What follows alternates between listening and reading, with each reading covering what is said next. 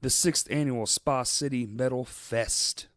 If you don't have your tickets, you should. It's 10 bands for $10. You can go to arkansaslivemusic.com to get them online, or just wait and pay at the door. It's still the same $10. You got Hell Camino, Fred, Abimail, Low Spirits, No Remorse, Eyes Up, Pliskin, Zaris, Mismanage, and Lame Johnny. The fun starts at 4 o'clock in the afternoon.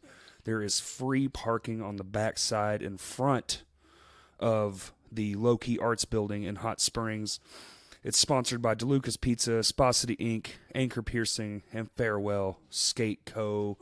I'm going to let you in on a little secret. My band's first. The rest of the lineup, I'm not giving it to you. It's a secret. It's guarded. But mine's first, and I want you to know that just so you can't be like, man, I can't believe you played first. We always play first. That's our thing. Lame Johnny's first. That's our, thing that we like to do. Well, it's my thing. Anyway, going to be a great show. It's 10 bands. It's $1 a band. $1 a band. You can't beat it. It's less than 2 weeks away. Get your tickets now, and we'll see you there. Today's guest, the Mr. Kurt Lunsford. He is an incredibly talented photographer, and this conversation is a long one. It's a long one today, folks. I think it tuned in around 3 hours. You're going to enjoy it. I know you will. There's nothing I can say that we didn't say on here, so just enjoy the conversation. And, yeah, thank you.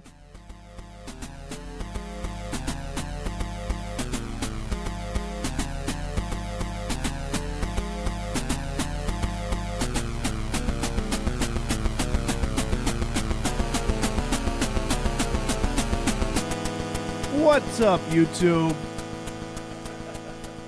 It's your boy. Briggles Jabroni. Hold on, classic. Okay. Oh, we started? Yeah, we're started. Hello. Hello, Kurt. Hello, Corey. What are we going to do today? Talk shop. Talk about things and stuff, Yeah. I guess. I guess. First, talk about how you... Talk about how you told everyone we got a big guest coming in. I didn't say a big guest. I said highly requested. Oh, okay. I said a highly requested guest. Yeah. I've had 2 different people be like, "Hey, who is it?" Yeah. And like if you ask me who's going to be on, I'll tell you. Yeah. That's fine. It's just most people don't want to know. Yeah. So I'm not just going to be like, "Hey," Right. Yeah, I have no problem telling you. I'll give you the whole next year's schedule if you want. It's fine. Well, hopefully we'll have that today into Yeah. January at least. Don't tell them that we don't have it all planned out. They don't need to know that we're flying by the seat of our pants. Yeah, that's at least we leapfrog it. Hey, you're here because of a cancellation. Yeah, I've wanted to do this for a while, I know. but You saved my ass today. And I've been in. We could have pulled something out of our ass. We could have, but it's nice not to have to struggle. Yeah, that's true. This thing's been blowing and going. I don't know what that means, and I don't want to. It's been just every week. Yeah. I was actually thinking about today, the last break I had was this time last year when I went on tour, and I missed one episode. Yeah, Yeah. you've had some weekends off, but they don't know that. Right. Because we do a good job at scheduling Keeping it out yeah. consistently. You do a good job at scheduling it out. Hey, I've been slacking. I'll admit that. But not slacking, but I just kind of did it for a week or two and just was like, yeah, cool. Yeah, you just kind of took over out of nowhere. Yep. And I was like, this is nice, but also... Well, people kept messaging me personally. It's getting to a weird spot where, people I don't know and then people I do know. Well, there's a lot of people that don't know that I'm even involved. That's true. Am I involved? How am I involved? Who am I? What's Producer happening? Kurt. You know you're fucking involved. So we can talk about our exciting show. That's how you're involved. That was a giant what the fuck. It did okay. Did okay. Yeah. Yep.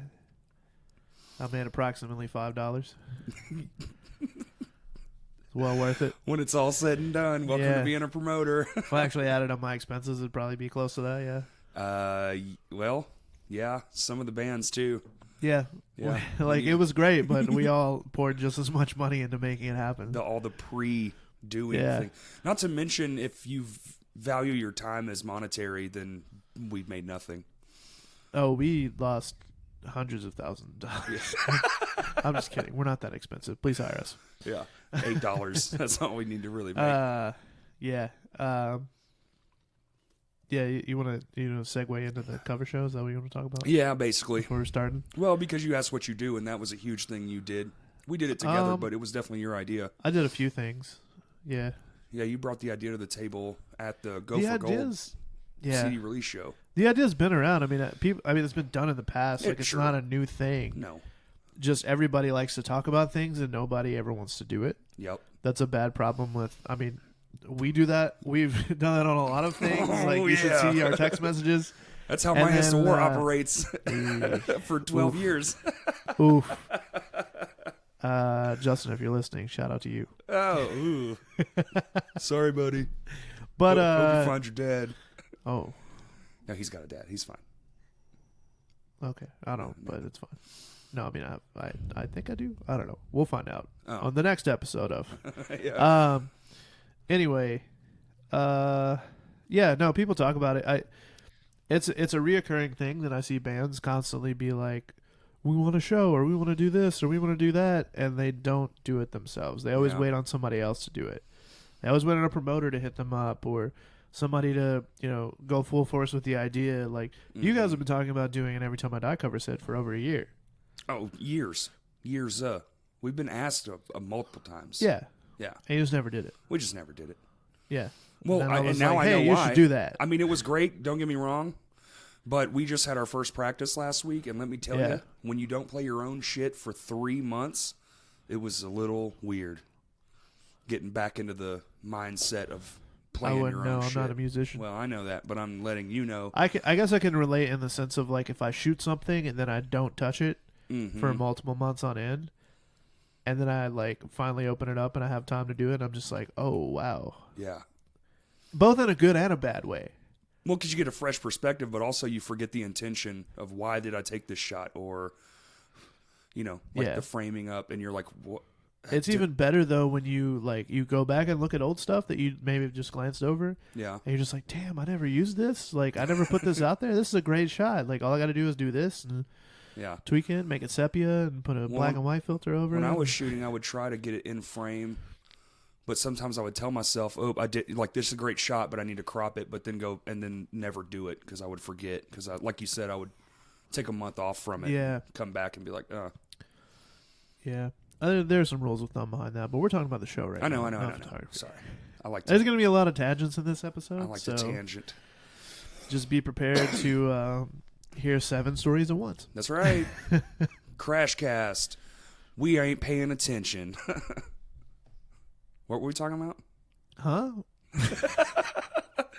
So anyway, people like to set shit up, but we were talking about this one. It was planned.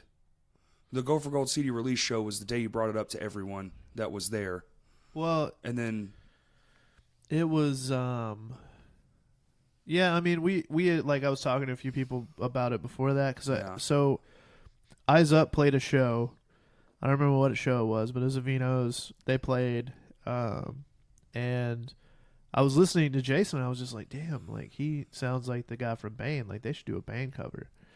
And then, like, you guys have been talking about doing Every Time I Die and all this, and it just, like, the pieces started coming together, and I was like, okay, cool. Like, let me put out some feelers and see, who would be interested and if it would be worth the time. And, it worked out.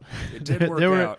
There were a lot of people interested and a lot of ideas brought to the table, but ultimately it came down to, like, what can we sell, first of all? Yeah. Like, as much as you just want to have fun and stuff, like, it's a show, it's a business, like, there are a lot of people involved that all have to get paid.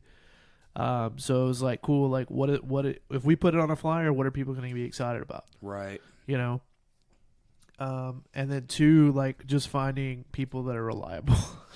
Well, it's finding people is a who huge are reliable. point. And being the first one, you kind of go with who you know, because you're like, I know these people, and just show favoritism and pick the people you want. That's apparently what I do. I mean, I don't think the first one counts. Now, if you did it every year, the same bands, clearly, but the first time around, you want to go with who you know because you got trust and you know how to work with them. Because man, it was so crazy towards the end. It was just like insane. It was insane. And the amount of shit everybody else put into it, like all the bands with all the extra shit they didn't even have to do. You know, it was like no, absolutely. Like there were a lot of things that like I had ideas for and I pitched, mm-hmm. and some landed and some didn't. But obviously there was a lot of shit too that you guys just came up with on your own, which was incredible.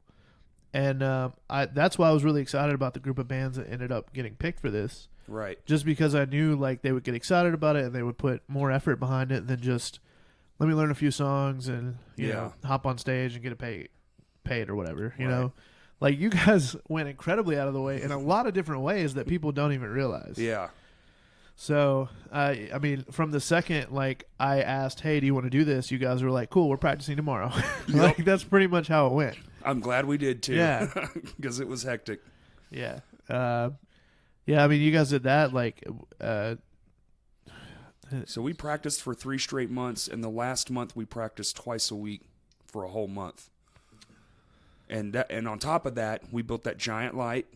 The giant light, which was insane. Yeah.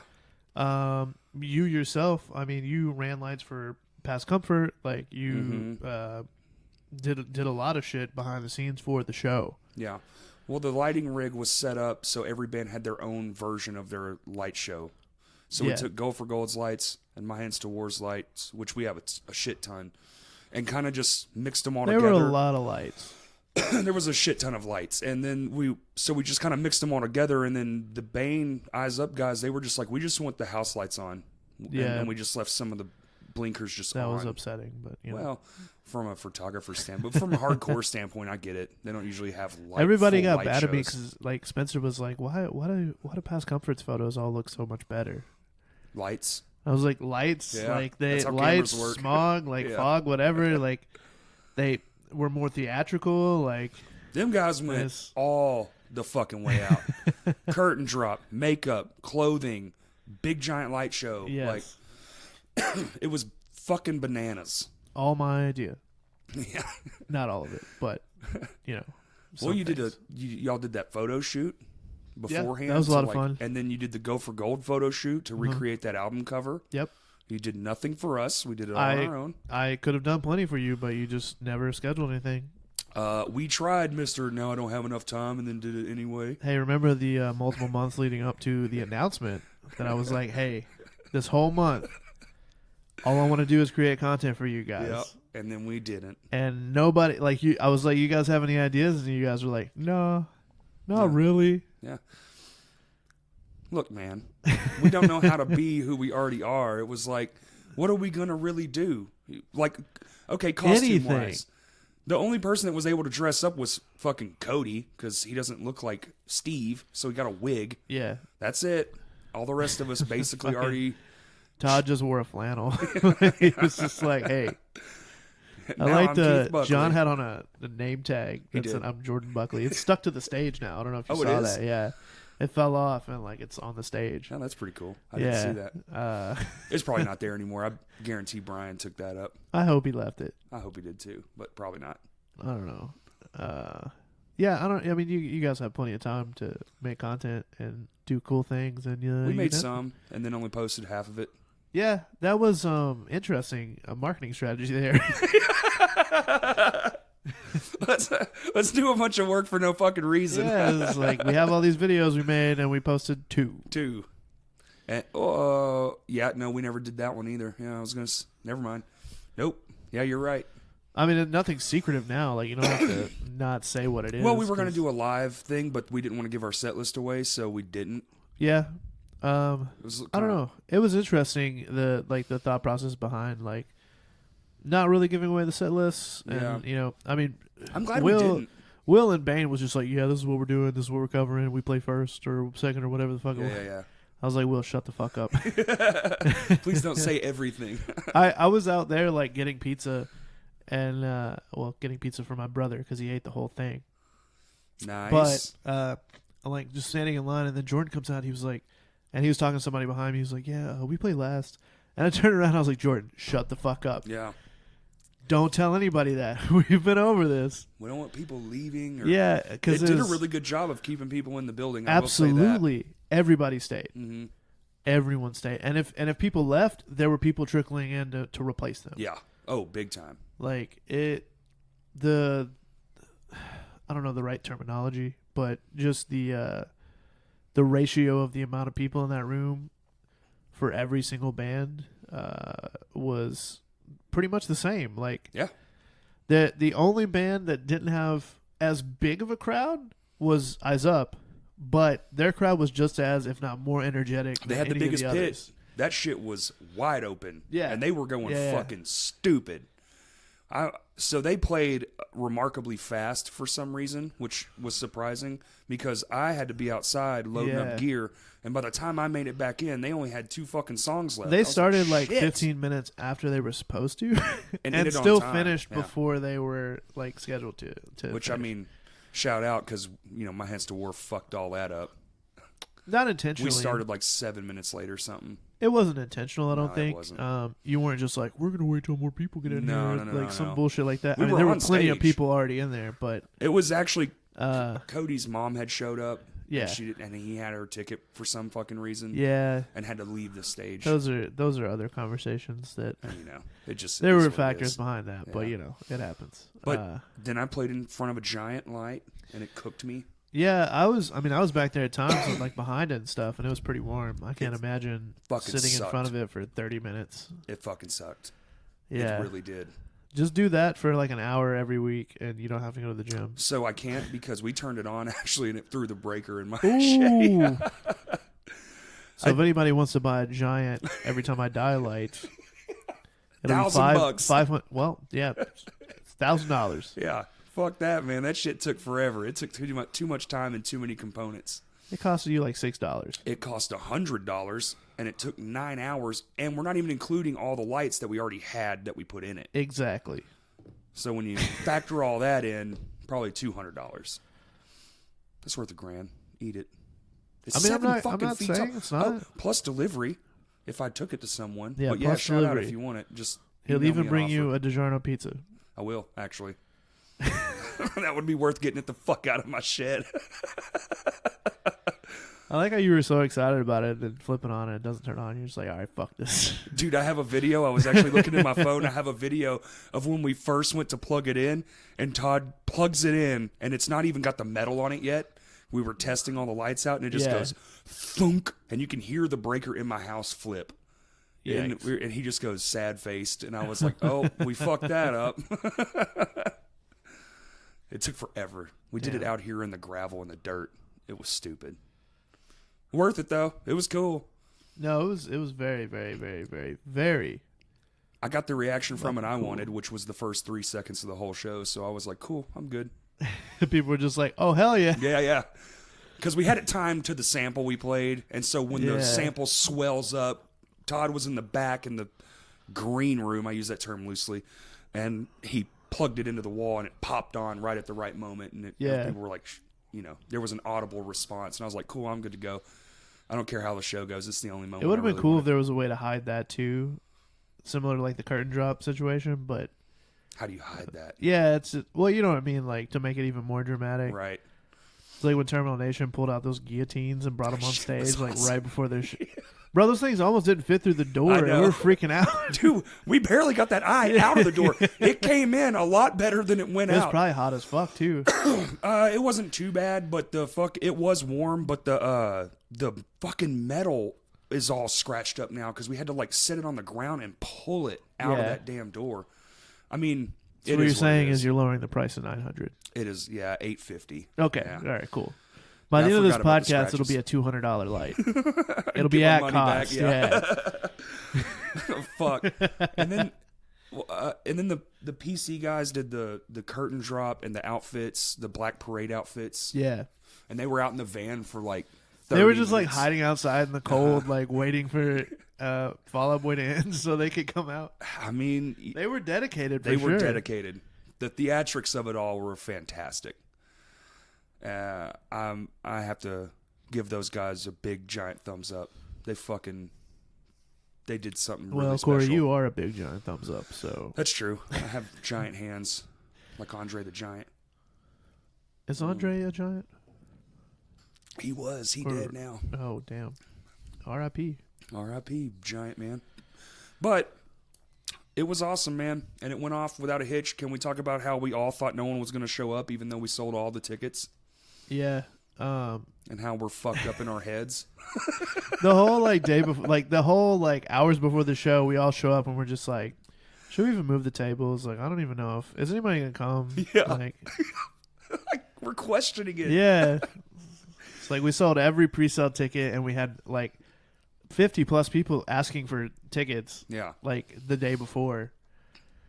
And we were still just what if nobody comes? I swear, man. I don't know what the fuck. That anxiety. Yeah. And I don't even really get it too bad. I get stressed out, but my God, that day. That was just a big undertaking. My God. I was so snappy. I'm sorry if I snapped at anyone. I was so snappy those last few days. I just, man, I fucking was losing my mind. Because all the bands have put so much effort into it, and I feel like when I'm really trying to make something work, I put a lot of it on myself. I want it to do so good because I don't want the people involved to feel let down. That's fair, yeah. And it was just the last probably week, I was just fucking stressed to the nines. I didn't sleep very well at all that whole week. Didn't either. And the day before, I don't think I got maybe 3 hours of sleep. Yeah. I think it was pretty similar for me. I think I went to bed at midnight and still woke up at 8 the next day. Yeah. But it just shows, I think it's a level of caring too, though, man. We gave a fuck. And I think the amount that we did give a fuck is the reason it did so well, because we tried so fucking hard. So what you just said, and you know where I'm about to go with this. People responded because we gave a fuck. Mm-hmm. I agree. If you're doing a show, if you're putting out an album, if you just dropped a new music video, whatever the fuck it is, people are only going to care as much as you do. If you don't give a fuck about what you're doing and the cool shit that you're doing, nobody else will. That's right. Who gives a fuck if you sent them a message saying, hey, I just started this new band, check them out. And then they're just bro, fuck you, I don't want your spam. That person is not someone you should be considering a friend then. Okay, yeah, just move on. Next. Yep. Don't even think about it. Don't respond. Well, it's not next because you're doing 100 plus people at a time.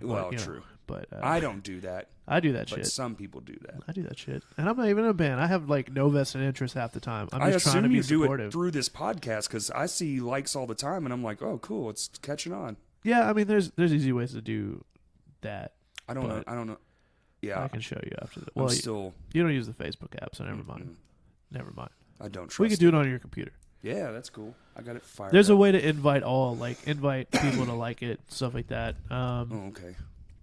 But yeah, I mean, I sent out those mass messages, especially in regards to the show, because obviously this is a huge undertaking for us, for me, for all the bands involved. It's a big deal, and most of the responses I got were all positive.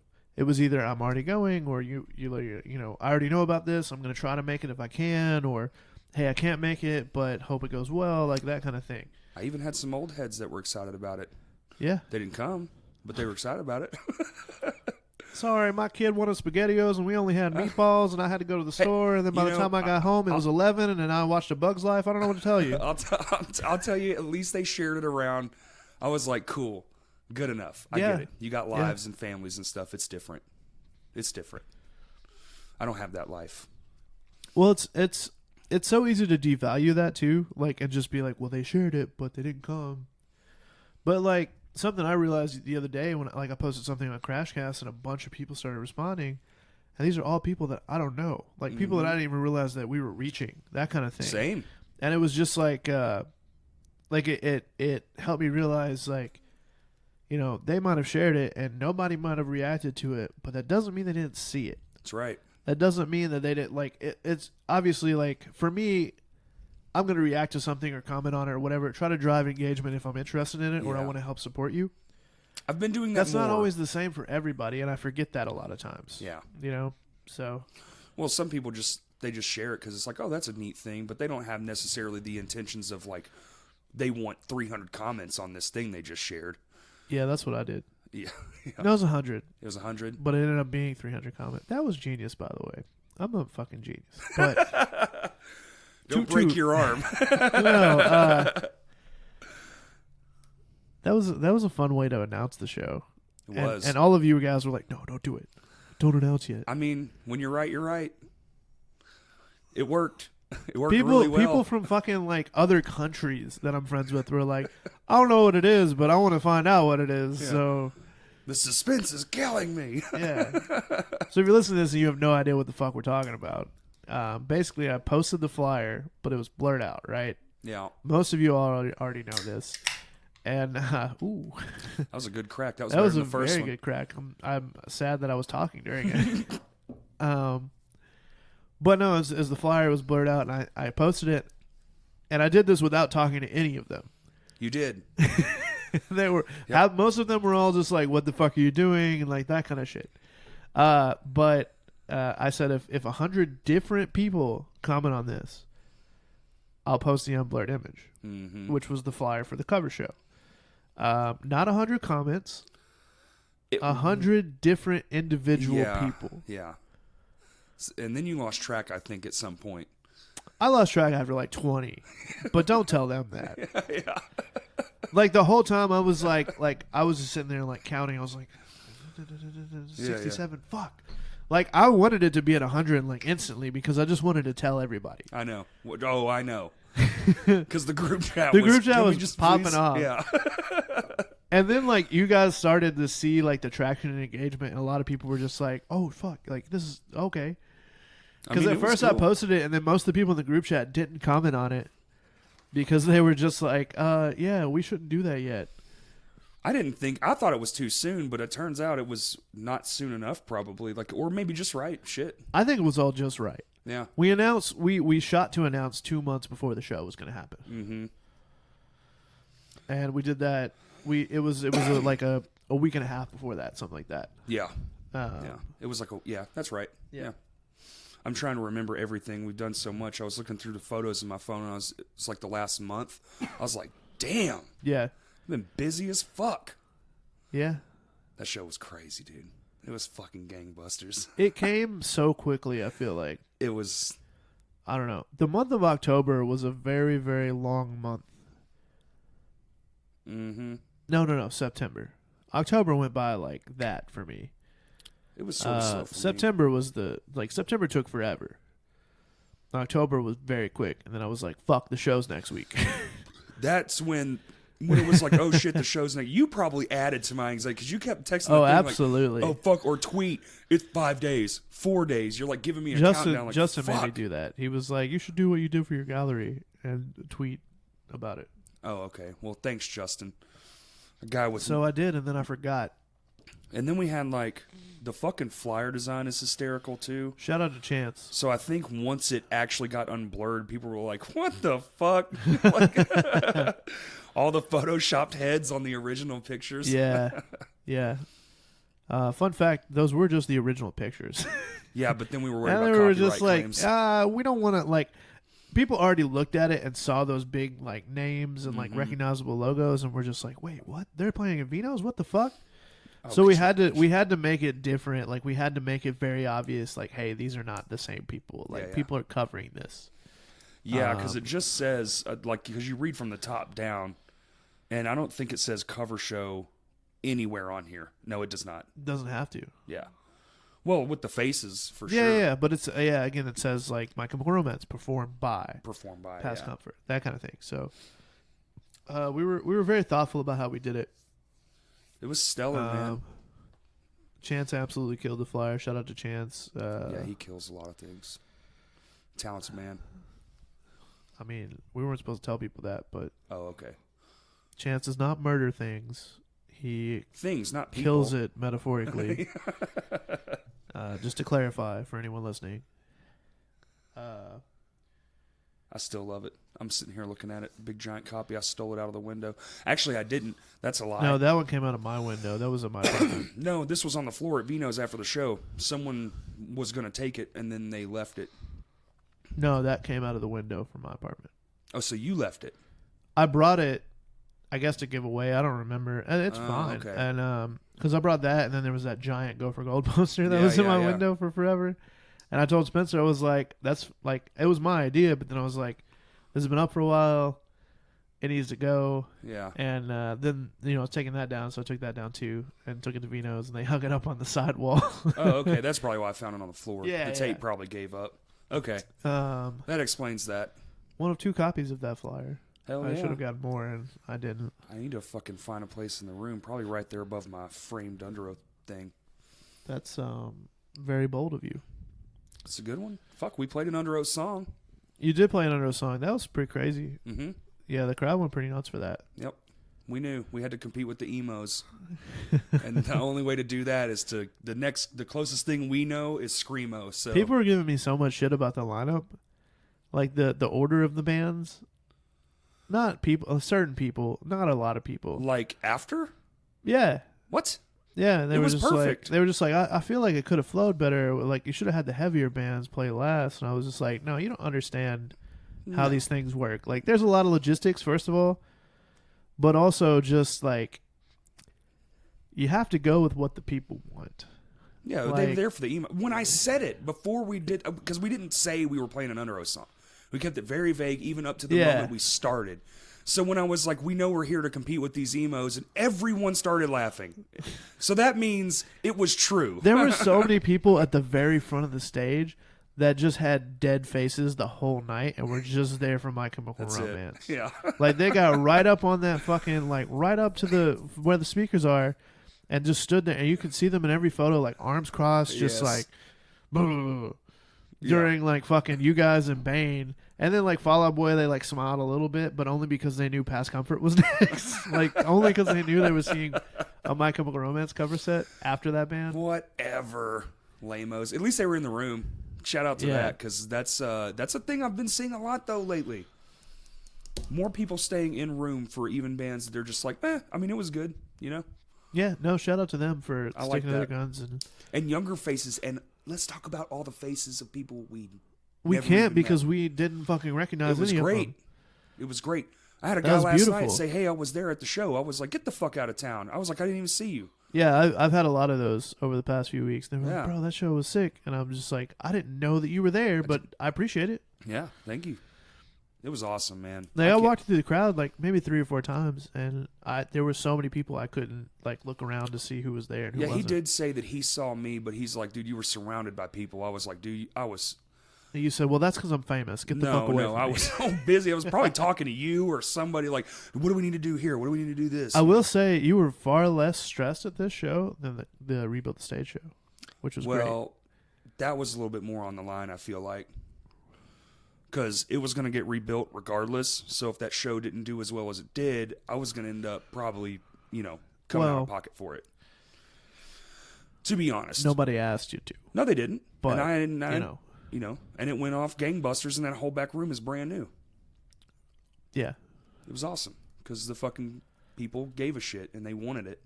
And it was worthwhile because now people that shit sounds came out of the fucking woodwork to support that. Faces I hadn't seen in 10 local years. Bands, like, left and right were like, hey, we might not be able to make it, but, here's $100. Have a like, meal. We were going to, crazy. It was crazy. So cool. That was one of my favorite. This year has been fucking, honestly, dude. It's been pretty crazy. It's been one of the best years. And it hasn't even been like a lot of shows. No, but we don't need a lot of shows. But they've all been very quality. Mm-hmm. Like, even the ones I haven't been able to make it to, like, I've seen, photos or videos or whatever. Everybody had a good time. Everybody's smiling. Like, pretty packed rooms, like that kind of thing. So, I don't know. Now, how do we do that and also have more? Like, I don't know if more is the answer, man. I think just fewer, but more quality over quantity. Yeah. In this particular place that we live. Yeah. It seems to be working out just fine. Well, especially because, with how the Little Rock scene functions currently, it's very, like, we have to come up with shit ourselves and, like, do it ourselves. Because, like, there's not a shit ton of touring acts coming through here. If any anymore. And there's not going to be for quite some time. And that's okay, too. But now we get to design our own shit. And if we can have fun and have our own thing, eventually people will be like, dude, these motherfucking local bands are putting X amount of people in there, blah, blah, blah, blah, blah. It'll come back around. Yeah. And when I say touring bands, obviously there are quite a few that still come through. I mean, like, because the more and more big, I talk, big budget, like big box, like, I guess I could say like brand name touring acts, Sure. like things that are super recognizable. Obviously we still get, well, we get the Verizon Arena shit, Simmons. No. Yeah, that we get, but that's a whole different spectrum. Different, yeah. I'm referring to like the shows that come through, like Rev and Stickies, Vinos. Yeah. Stickies does shows. Really? I mean, they hit a market we don't tap into for sure. Yeah. Like blues, jazz. They have a lot of that there most nights. I don't know. I've been to one show at Stickies, and a total of 6 people went. I've been to some big shows. I played a show there there was like 129 people paid. Yeah. So they have good nights. Yeah. That's a lot of people. No, I don't doubt it, but I don't know. It's just not our normal spot. Yeah. Yeah. Awkward. It's not that awkward. Why you gotta make it awkward? It's not awkward. This is your podcast. I think that it's up 100%. Not 100% up. I think in my mind, from what I've seen, and I've definitely made an effort to go to more shows because you can't practice what you don't preach, or can't preach what you don't practice. Whatever. Yeah, that's true. So I don't go to as many shows as I'd like to. I don't either. There's a few. There's shows that I say I'm going to go to that I don't even go to. I try not to do that, but I mean, obviously, I don't do it on purpose. Yeah. But sometimes things happen. Fall short.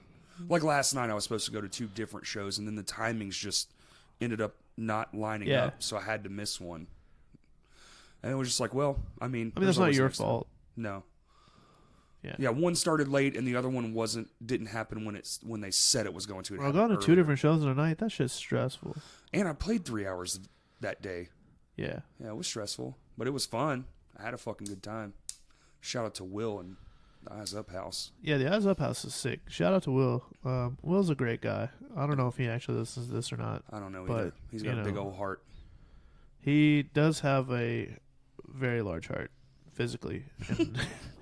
And emotionally, I guess, too. I don't know. Well, he does a lot that he doesn't have to do for no reason at all. Like, he moved in, 2 or 3 weeks before my gallery? Yeah. Like, that Something was... like that. It was, right there. Like, he was just like, hey, I'm moving into this space. It's perfect, blah, blah, blah, blah, blah. Like, most of that was his idea. Yeah.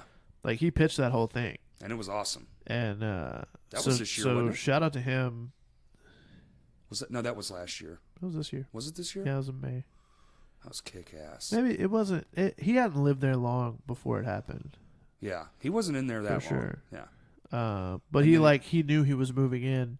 And he wanted to do, events. Yeah.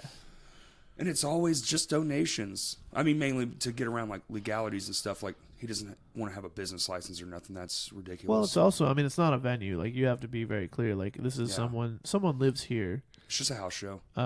It's just like any other house show. Which, to be fair, I've gone to house shows that I've had to pay $20 to get into. So, fuck that. Well, it was Beartooth in someone's backyard, but fuck that. Beartooth, it was worth it. I don't know. Yeah, no, it was if the people listening that went to that show, they know what I'm talking about, and they're just like, yeah, it was worth $20. Yeah, okay, I'll take your word for it. My Ticket Home played. They hopped on the day before. Of course you don't. You don't listen to music. I don't. We'll fix that. You were asking me about favorite albums or something. I was like, dude, I don't know that I've listened to a whole album. I was talking to you about the concept of it, not even you specifically. I know you don't listen to shit. No. It's becoming. And then I sent it to our group chat, and you know how many people responded? 0. Yeah, I saw not a single fucking person. Shout out to all you guys for being so supportive of my ideas. So can we talk about our failure at the show? I don't fail, Corey. No, I do. Corey told me to say that. Yeah, I did. We tried something new. Opportunity? It was an opportunity that we sort of, I don't know if we dropped the ball or missed the buck. There were a lot of moving parts, and some of them decided to leave. Yeah, I mean, before the wheel was completely built. Right. So, well, I feel like when you try something new, and it's not necessarily a new idea, it was just new for us, so I don't know that we know how to execute it exactly. I don't know if we pitched it wrong or if the whole idea itself was just bad and we need to reevaluate that ever again happening, or if there's like something to learn from it and we still believe in it. I think there's a lot to learn from it, and we could figure out a better way to do it. But first of all, what are we talking about? Well, the vendor village. Sorry. Yeah. It was a novel idea. Even the people at Vino or Trey, he was like, dude, this is awesome. That's great. I don't think anyone's ever done that. So we utilized the back patio. There's that giant open concrete space in the back underneath the deck. And it's just open. Most times they just play bago. So we were like, let's line this whole bitch with tables. We'll get these local, entrepreneur businesses in here, artists. It worked. That's funny. And then we'll get we'll try something new. The bands will have the merch back here. And we thought that was going to be like a nice driving force to get people back there. Yeah. But as I go over it in my head, there were people back there. Yeah, we can get to that, but I'd like to just delve more into real quick. Okay. Our thought process behind why. Mm-hmm. Like why would we ever take that and put it somewhere else? Right. Why would we take that out of the back room, which is obviously a very lucrative spot? Yep. Can be. And put it somewhere else. And so our thought process behind that was, first of all, we want to be able to fit more people in the back room. Mm-hmm. If possible. As many as possible. Mm-hmm. Because again, yes, we were being cocky and we thought a lot of people would show up, and you know what? Fuck you. We were right. I mean, there was some cockiness to it, yeah. But we were confident in our ability to just be like, yo, buy this ticket. Who cares if the tickets didn't sell until 2 weeks before? But that's not the point. Anyway, yeah. We wanted to be able to fit as many people in the back room as possible. And again, if it didn't do as well as we thought, worst case scenario, we just put it back there. We just put the vendors back there. Right. Not a big deal. But we wanted a situation where we were able to include as many vendors as possible. We didn't want to only have, just band merch and then nothing else. Right. We wanted to be able to reach out to these various different local vendors that we know of, or some that we don't know of, or some new ones, that kind of thing, and say, hey, we want to give you an opportunity. This is, we're estimating this many people to be there, that kind of thing. It should be a good opportunity. And be able to give them as much space as they wanted to where they could go big and do whatever they want. It was really to take what we did at the Rebuild the Stage show and bigify it. Make it bigger. Yeah, I mean, because we had a lot of people vending per se there. We had, really, we just had Farewell. We had the band merch. Yeah. DKC was selling shirts to help out, and then there was the raffle. And there was no room. And there was no room at all. And it bottlenecked, but everybody. It was impossible to get in and out of that back room. Yeah. That's really everybody sold out of almost everything they had. Because it was in the room. Yeah. You had no excuse but to look at that stuff when you went in and out, because you had to wait for people to move the fuck out of the way anyway. Yeah. So, but that was the general idea behind it. We just wanted to be able to open it up to more people and it be accessible. And if someone said, hey, I want to do this, we could say, sure, no problem. Yep. Versus saying, hey, you could come, but also you will probably have just enough room to put a shirt and something else. Yeah.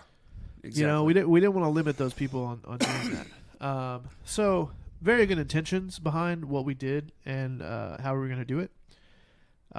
But from when that idea came and from when we got approval and then what happened leading up to that, things fell apart. Yeah. We had a bunch of vendors signed on that all had decent names behind them. Most of those ended up not being able to make it, right? For various or reasons, just decided not to, or whatever the case may be. We got into a situation where really we didn't have any, and me being the stubborn person that I am, I mean, we had talked about, well, okay, let's just do the band merch and the Crashcast stuff. By the way, we have Crashcast t-shirts now. You should buy all of them. I guess we'll announce before this comes out, so that's good. Yeah. Hopefully Monday. No, not Monday. Thursday. Yeah, because I have to promote the other episode. I don't want to cross-promote stuff. Let's promote it all. Okay. Anyway, we got to, well, we were trying to make the decision of, well, let's just narrow it down to that, just do it in the back room, right? And then like that idea got out to some other people, like the idea of the vendor village and like people vending at it. Right. And I had people start hitting me up and say, hey, I do this. Can I come sit up? And I said yes, tentatively. And then I had more people. So, and this is all like 2 weeks before the show. Yeah. So everyone that was there pretty much signed on like last minute to do it. So I didn't have the time allotted that I wanted to, because the original idea was like we were going to do a vendor village. It was going to be its own like separate event kind of thing that we were going to promote, like cross promote with the show. We were going to have posters and all this shit, and and then to where people would come for that even if they weren't coming for the show. Yeah, that was the idea. Was like two things, but like together. Yeah. Yeah.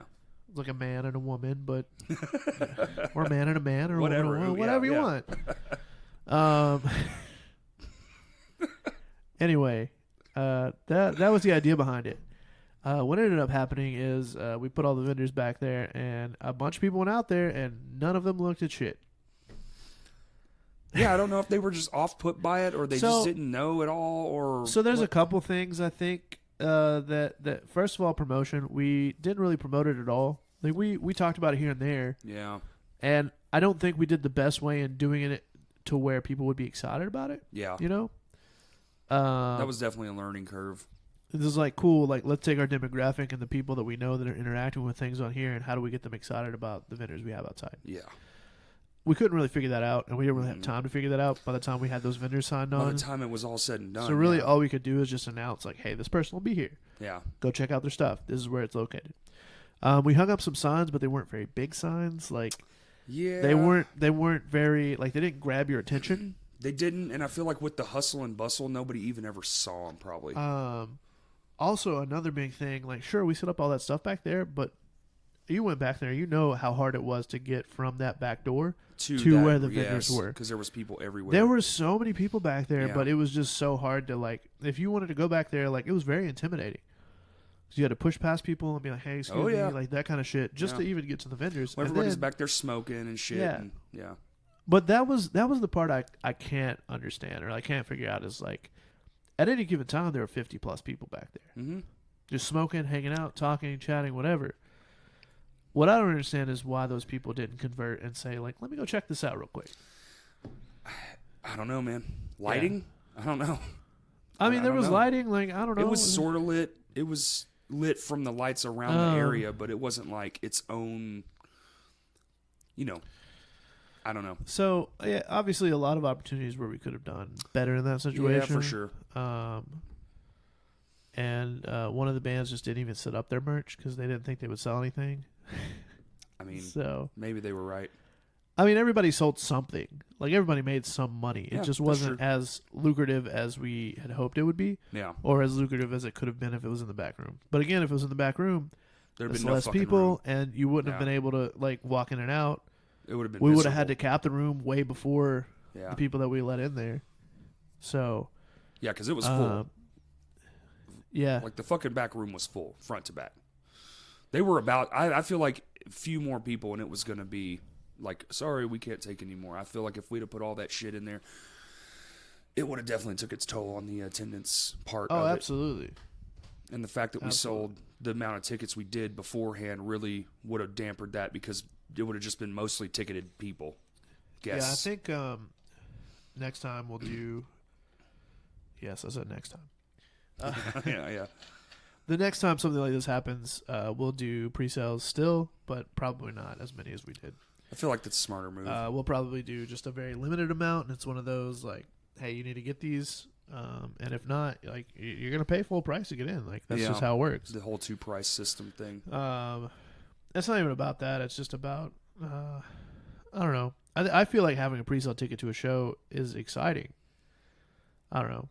I feel like it helps out tremendously. We've done it now. Well, it helps out tremendously too, because, like, it gives the opportunity for people to support that may not even be able to come. That's right. It's like, hey, I would love to buy some tickets from you. I definitely can't make it, but I want to be able to support what you're doing. And that definitely happened. And I know that sounds like a grandiose dream of, like, right. Like, most bands don't think that exists, but it happens all the time. It happened a lot on this show.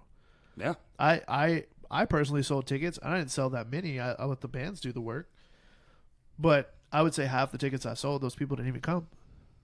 A couple of the ones I did, a buddy of mine was out of town, and he knew he was going to be out of town. Yeah. But he was like, if I remember, I'll just give them to someone who's in town, but then he still didn't. So, yeah. Whatever. But he just wanted to support the cause or whatever you want to call it. And he did come to rebuild the stage, so that was cool, too. Mm-hmm. And he's not a guy that you would typically see at a concert. I know John, so we had like a raffle thing at work for one of the like charity things that we do. Mm-hmm. And he bought 2 tickets himself and put it in there. Put those in there as like cool. Part of the it was like a silent auction type thing. Yeah. So that somebody from work could come for free, basically. Oh, that's cool. Well, not for free. They bid on it. They paid for them, but sure. Maybe not full price. No, I think they paid like $12 for 2 or something like that. Hell yeah. So they got a hell of a price. That's a sweet deal, man. That's damn near buy one, get one free. Yeah. But just interesting little ways that you can, make your shows more lucrative with and I feel like just being motivated too, We didn't have great online presence, but we never really do, my band. But we still sold plenty of tickets. We're just motivated in different ways, I feel like. Yeah. And some of that is just... Well, and too, obviously, they're the people that aren't afraid to be like, hey, I'm in a band, I'm playing the show. Come hang out if you want. Here's a ticket. That's me. And then there are a lot of people that rely heavily on social media. Yeah. And, hey, whatever works. Whatever works, yeah, exactly. I think you have to have a healthy mix of both to do it successfully. Like on this scale, like it was pretty easy. Like this show was a fairly easy sell. Yeah. And then also like the bands didn't have a lot of tickets per band in comparison to like if you were opening like a bigger show, you would have 70 plus tickets to sell probably. Right. Whereas on this, you guys had 40. Yeah. That's not that many. When you have 5 people in your band. Like that's not even 10 a person. I think it was like 8 per person or something. Yeah. Yeah. Yeah. That should be no problem. If you're in a band and that's an issue, you need some more friends. You got some problems. Yeah. You need to go fucking meet some people. You're going to have a bad time. That's true. You can't sell 8 tickets. Damn. Yeah. Get out. Go out. Yeah, go out to a bar, like go to the mall and just be like, hey, we're playing the show. Do you want to come? It's $5. It's $10, whatever. With some headphones and show people what you sound like. Dude, people used to do that all the time. All the time. I did it. That was literally FYE's business model. Yeah. It was like you would go in, scan a CD, and listen to like clips of a song to decide if you wanted to buy that album. I think it still works, man. Like, and people, I don't know, people rely way too heavily on the internet to do everything for them. I agree. And I don't see this as a tangent. We're going into a different conversation now, I feel like. But I don't know. People like to rely on trying to emulate what they've seen other people do instead of trying to build their own brand and their own fan base. And I mean, you use some things. I definitely borrow from shit I see, like, for sure. 100%. But I try to, like, make my own version of that. Like, okay, that's cool. What's my version of that look like, Yeah. But I mean, if you have a show coming up and the only thing you do is post the flyer, even if you do it multiple times. No, that doesn't work. That doesn't work. You have to talk to your fans. You have to like engage. You have to live videos. Even just a simple video of like you standing there saying, "Hey, what's up? I'm Corey. I play in the band My Hands to War. We have a show coming up on this date at this time. It's this much to get in. These are the bands we're playing with. You should come hang out." Simple algorithms. That's going to do so much better than almost anything else you can put up. Yeah, well, the algorithms. Make it short, sweet, simple. Yes. Cross-post it everywhere. Yeah, like 30 seconds, right? 30 seconds and under. 30 seconds to a minute. And I mean, obviously, like, your plays are going to skyrocket, and some of that has to do with just, like, it happens to autoplay. Yeah. But another thing is, too, like, if people see that it's being watched a bunch, like, they're going to be like, maybe I should check this out. I do that. Fuck, it works on me. You're just scrolling through Facebook and you stumble across a video, and it's only a minute long, but it has 2 million views, and you're just like, I should probably see what this is. Yeah, I'll give it a minute. And it has nothing to do with anything you give a fuck about. No. And then you just watch a snake eat a rabbit, and it was like, and you're just like, all right, cool. Well, there was a minute of my life. Yeah. Oh, good God. It's not necessarily like finding ways to trick people, but you just have to make people interested about what you're doing. Well, we're social creatures, and shit works for a reason. They have the algorithms and shit set up. You play to those, and then that's how you promote yourself. It's not like we're trying to fucking manipulate it. Yeah. It's just like, this is the tools we're given. This is what we have to do. Because just like you said, just posting a flyer fucking don't work. Yeah. People scroll right the fuck past it. They don't give a shit. I've gotten in arguments with people before because they're just like, well, I didn't know that show was happening. And there are two things that like irritate me with that is like, one, that person either didn't like seek out that a show was happening, or the people involved in that show didn't push it hard enough. Because obviously, like, if they're upset that they missed that show because they didn't hear about it, there's a common denominator. Like, they like whatever that band or music is. How do we bridge that gap? How do we make sure that that person absolutely knows about it? Yeah. Unfortunately, most of the time, that just means drilling it into everyone's skull until it happens. Yeah. And that could be super annoying, and you'll probably piss some people off. Oh, well. But at the end of the day, if you get 100 people in that room instead of the 30 that actually heard about it and planned on coming, yep, it's worth it. I think so. Like, if that's your goal. It's all about the promotion, man. Like, the fucking shit with the like, I didn't know Whitechapel was coming till 3 days before the show. And then at that point, I was I didn't see anything about it. And then 3 days before, Whitechapel's coming. I was like, well, I guess I'm saw not going that when it was announced and completely forgot about it. I had no idea. I never even saw the announcement. I really didn't. I always see the announcement, and then I'll see basically the aftermath from the show when I forgot that it happened and didn't go. Yeah. Like, sometimes someone will post something on Instagram, and I'll see it 4 days after they posted it. And that part, and I'll be bullshit. like, oh, damn. That whole not in order shit is fucked. Yeah. Why can I not just see it in chronological order? Yeah. That's what I meant to say. Chronological, yeah. Yeah. I'm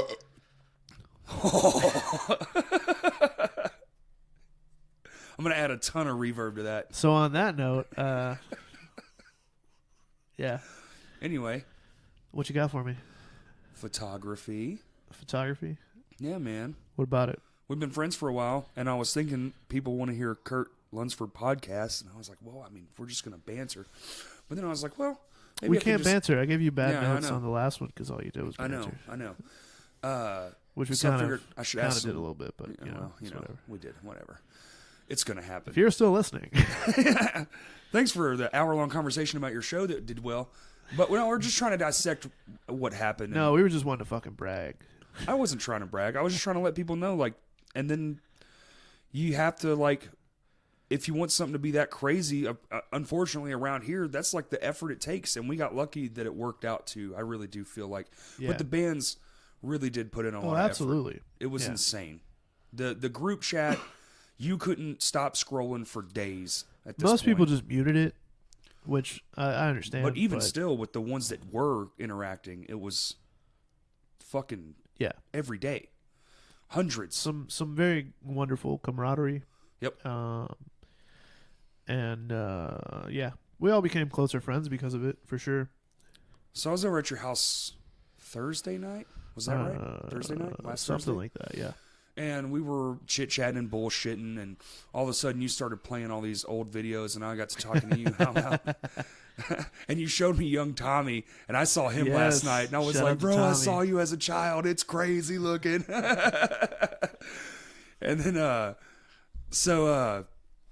was telling you, man, I got my start into, like, I had this Canon Kodak 5 megapixel point and shoot. And me and you started riffing on, like, something like that. But I was interested, like, how did you get your start in all this? Because you showed me some of the videos, and I assume it's kind of similar. Like, you just had a camera and started shooting and just started to like it. I don't remember. You don't remember? No, I'm just kidding. Fucking asshole. No, I mean I've told the story a few times, and if you've heard it before, then you're gonna hear it again. Basically, I mean it was very like that. It was very I was friends with Tommy and a few other people at the time. Like we all lived in Star City, grew up together, and just started to get into like Christian metalcore and some like rap and stuff like that all at the same time. Tommy was super into Disturbed at the time. It's funny, but like that's how he learned guitar. I mean, hey, like literally he like got obsessed with like Down with the Sickness and just sat in his room and just played that song over and over again. To be fair, the worst part of Disturbed is the vocalist. The riffs are pretty tasty. That's fair. The riffs they have some heavy ass shit, but David Draymond is a butt plug. But shout out to butt plugs. Yeah. Mom, if you're listening, I love you. Anyway, you do have a rad ass mom, man. She's cool, man. She's pretty neat. She's awesome. She's such a sweet lady. Anyway, photography. Yeah. Basically, why doesn't this chair have arms? That was weird. I'm sorry. That's okay. I just tried to sit up and there was nothing to ground myself. Anyway, photography.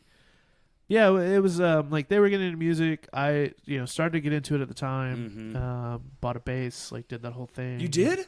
Yeah. See, I didn't fucking know that. How long did you play? Not very long. Oh, okay. Well, mind you, like we're all in like high school band at the time too, right? So you were in band? Yeah, absolutely. Trumpet? No. Tommy was trumpet. Snare drum? Nope. Damn. Tuba? Nope. Trombone? Nope. What the fuck else is there? Quads? Clarinet. Oh. Hey, fuck you. I was first chair for a long time. Really? Yeah. Yeah, good job, buddy. Can you read music? I could probably dabble at it. I don't know. It's been a while. It's been a very long time. Shit is Greek to me. I even took like a music appreciation class in like the first year of college, and I was just like, this is too much. I appreciate it, but not this much. Like I appreciate listening to it, but I'm not trying to understand why they chose this note instead of that note. Like, shout out to Justin. Music theory. Yeah, that man's a savant. Anyway, we obviously all hung out a lot. We were super into skateboarding and just like that culture, and Tony Hawk's Pro Skater, like the songs behind that. Hell and, yeah. I don't know. I had this like little pink point and shoot camera for forever. I don't even remember what brand it was, or I bet it was Kodak. I don't Polaroid remember. Or Kodak. I don't remember. I think maybe Polaroid, something like that. But we would just mess around and film stuff with it, and as they got more into music, and like I was also learning how to play, but also just didn't care very much. I just didn't pick it up as easily as the others. I couldn't quite like figure it out, I guess. Yeah. As far as like guitar and it wasn't like, bass clicking. And, like bass was fine, but like if I sat down with Tommy and like he showed me what to play, I could figure it out. Like if I practiced it, but I couldn't just like pick up the bass and just play some shit and it sound right. I got you. So we did that. We were in a band together for a while. That didn't work out, I guess. I don't know. I would say not. But yeah, no, I just had that camera, so I would just film, whatever band happened to be playing, and we would drive up to Little Rock for shows, which mind you was a 2-hour drive at the time. Like it's a lot easier to get to Star City now because there's different highways and shit like that. But at the time, like it was a solid 2-hour drive. Mind you, we're driving up here to go to shows at the Village that only until midnight, and then we still got to drive 2 hours back home. Shit. And it's a Sunday, and we got school the next day. Like it was pretty. It was fine. Damn. But we logged some serious hours like driving back and forth. Which like we were like young enough to where like we were riding with people. Oh, okay. But it was one of those like a sick show would be happening, and if like our friend who happened to have a brother who had a license and could drive us wasn't going, we didn't go. Or like if my aunt didn't decide to like take us or something like that. Right. Shout out to my aunt. She took me to so many shows. That's pretty when cool. I was younger. Like one of the first bigger shows I went to was at the Village. It was Chiodos. Because I was obsessed with that band at the time, like listening to them nonstop. And I found out they were coming, and I was like, looked at my aunt, and I was just like, I have to go. I don't care what it costs. I don't care. Like, I'll clean your house for like 3 weeks, whatever. Yeah. Like, I have to be at this show. I get there. She drops me off. I get in line. Turns out I'm in line behind people I know, so that was cool. So we just kind of got to chat. It was a long ass line. Yup. They start handing tickets out, right? Like to the line. Like, here's one. No. Here's yeah, right. And we're like, what are these for? As they like walk up, they were like, these are the tickets. If you don't get one, you can't get in. Like, it's sold out. I was the last person he handed one to. Oh, shit. I was like, oh, thank God. Yeah. I remember that show very well, I had actually. my aunt's phone with me. Like, I couldn't call her to be like, come pick me up. You'd had to sit out there. Yes. Oh, my God. That was going to be awful. But the Devil Wears Prada opened that show. Mm-hmm. And I missed their entire set. Because it was such a long line. Mm-hmm. But who else played that show? It was like Emery and like Scary Kids Scaring Kids or some shit. That's it. That's yeah. the lineup. And they had the dual drums and shit. Yeah. Shit was a wild that night, thing dude. that was so crazy. I remember that show vividly. Yeah. Yeah. Anyway, like that was the first time like I came up to Little Rock and like went to like a big show. That's a fucking hell of a show to get. Like one of your first ones. Like that's the first one that like stands out. We and then we were like doing shows in Star City. They did one at like it was like the fairgrounds. Like they had, they have those random ass buildings there. Was that video you showed me? No. Oh, okay. This was before I started filming shit. But okay. like some of the local bands from Star City, the new season was a big one at the time. Oh yeah. They opened. I remember them. Yeah.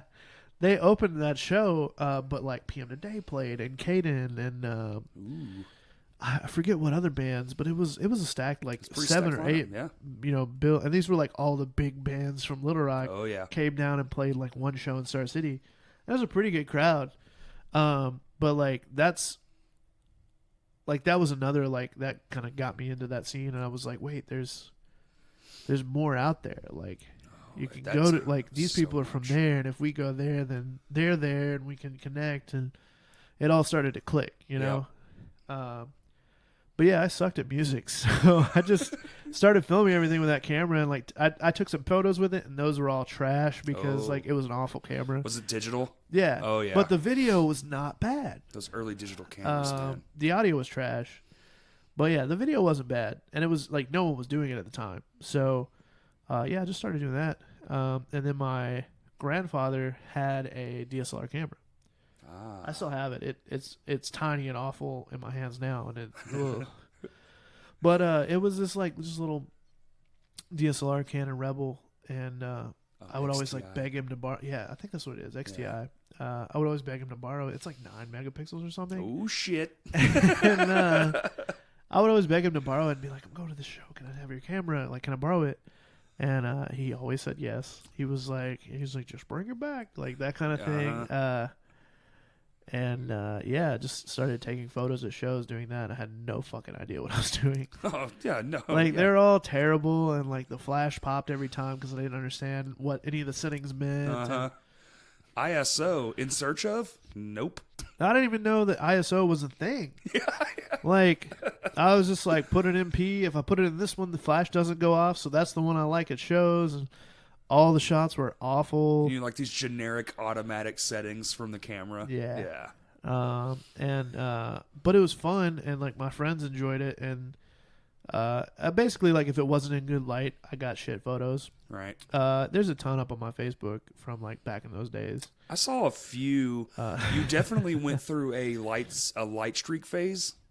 That wasn't even intentional. Oh, okay. Yeah, it was just the flash went off, and there was a lot of light, and Yeah. it streaked, and I was just like, I don't know how to fix it, so that's what we're doing. I see it in AP magazine. It must be all right. I didn't even know that kind of stuff existed. Oh, really? Because that was about the same time, really. No, I had no clue. Oh, well, that's interesting. Yeah. You inadvertently were right on par with what was going on. Yeah. Well, I like if I knew half the shit, even half the shit I know now, then I mean I would be insanely successful in like the music industry. I believe that. Because you would have got in on those early runs. But now it's so oversaturated, it's almost impossible. Like you can get in here and there, but like everybody already has somebody or has like 6 people lined up that want to do it. Yeah. And will do it either better than you or for a lot less money than you. But yeah, just started going to the shows with that camera and taking photos. Started coming up to downtown like all the time. Tommy ended up getting in a band called Something to Stand For. Yeah. And he didn't have a car, so I was his chauffeur here, of all places, Bryant, almost every single weekend. Well, but so you're shooting them, or he's riding with you, but so you're getting in so for I'm free. driving him up here, and then like we're going to practice every weekend and all of that stuff, and like when they have shows, we'll go to that. Like I was his ride to those, right? And then like I would shoot the shows and take photos and whatever, and we would go to downtown all the time to just because at the time like. And most of the newer people in the scene don't understand this, but like at the time, downtown was popping, and like there were shows 3, 4, 5 nights a week, and they were all great shows, like all of them. I was at a lot of them. Yeah, I couldn't even go to them all. It was all the time. No, exactly. Yeah. Like, and again, we still lived in Star City, so we would drive 2 hours up here, go to a show at downtown, drive home, and then if there was a 6 show happening the next day, do it all over. We would do it all over again. I'm so glad I lived close. Yeah. Like shit. So, yeah, that was a lot of fun. Then me and Tommy moved up here. We lived in Benton for a year. Do you think that helped with your drive at all? What do you mean? Like you have a lot of drive. You when you know you want something that you want to do, you're pretty much willing to do and say whatever it takes. I do now. At the time, I didn't. Really? At the time, I was just rolling with the punches. And, well, I'm saying, do you think that added to it because you're so used to having to fucking go so far out of your way to get somewhere that kind of just stuck?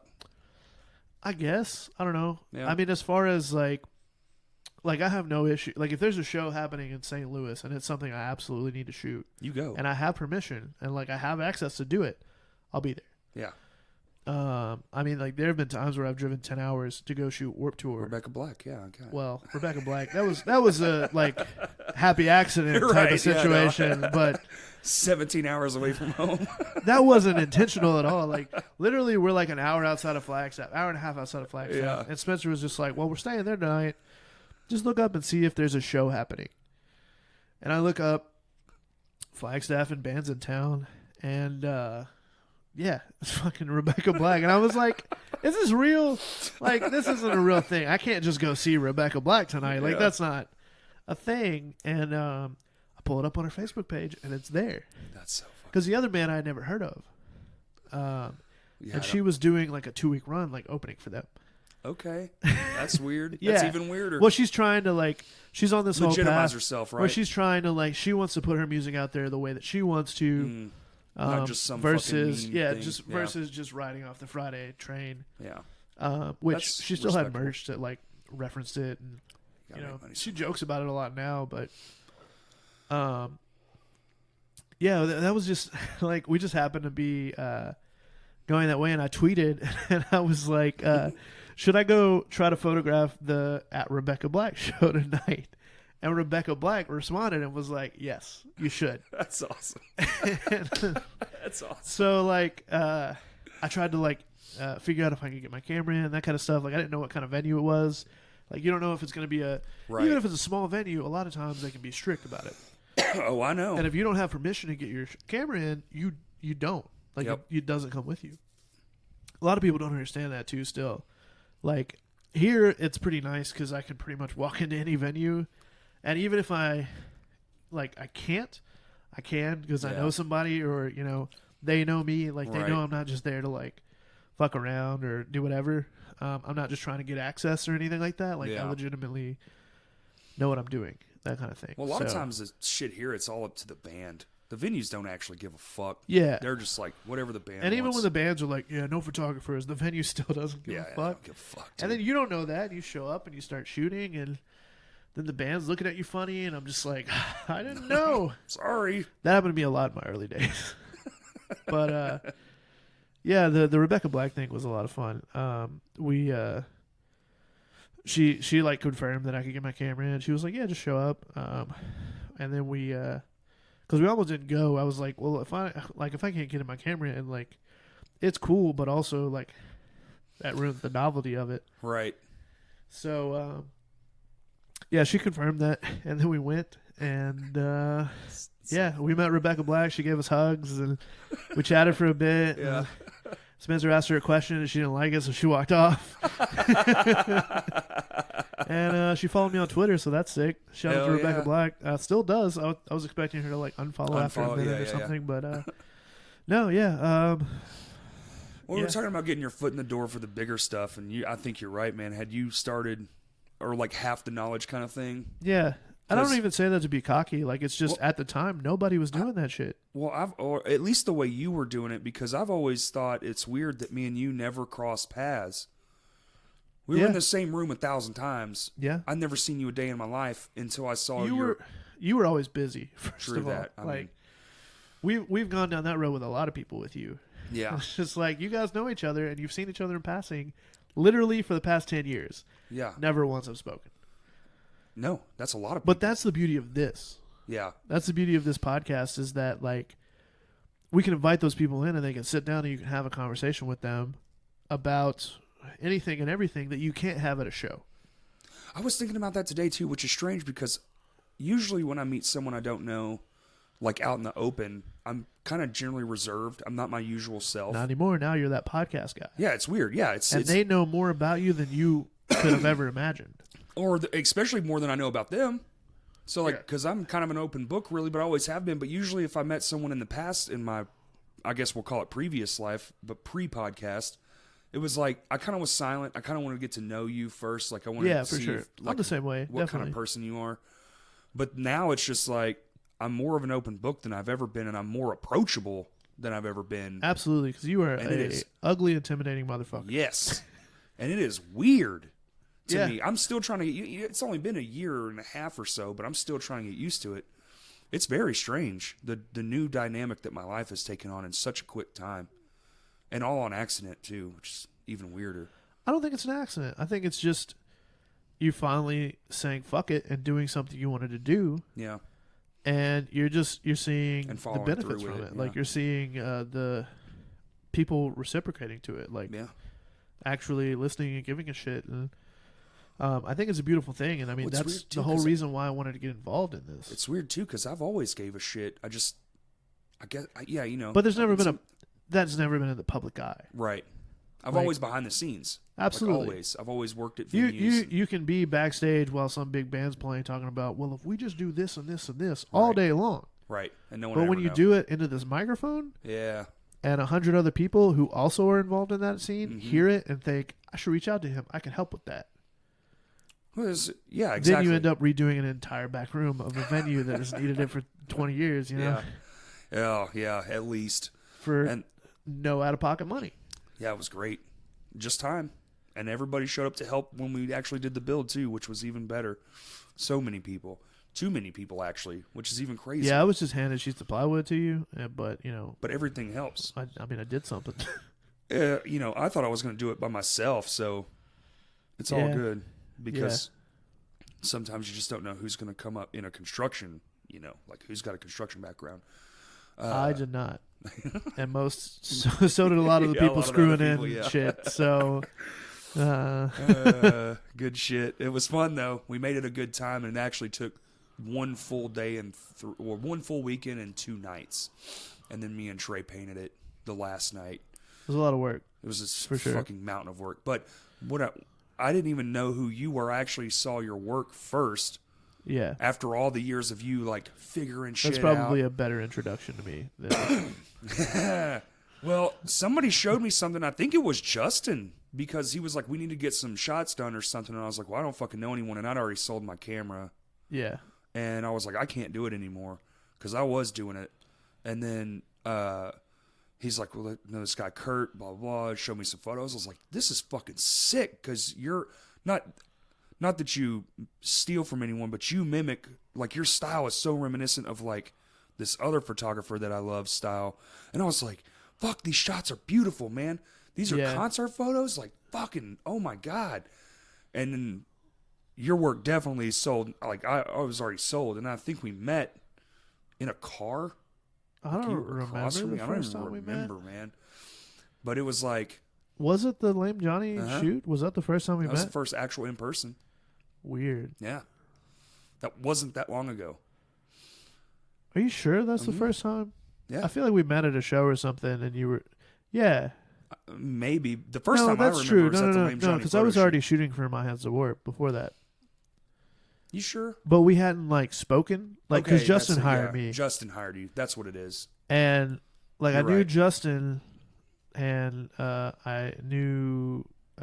Maybe Todd? No. Taylor? Yeah. I knew Taylor through Mismanage. Right. Those are the only two people I knew. And I think the first time I shot you guys, like, you walked up to me and you were like, hey, man, thanks.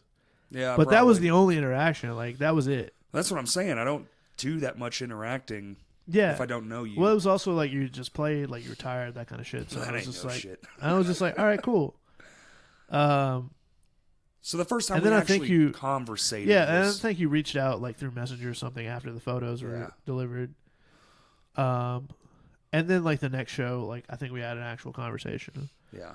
But yeah, that was an interesting day as well. Yes, it was. All the lies.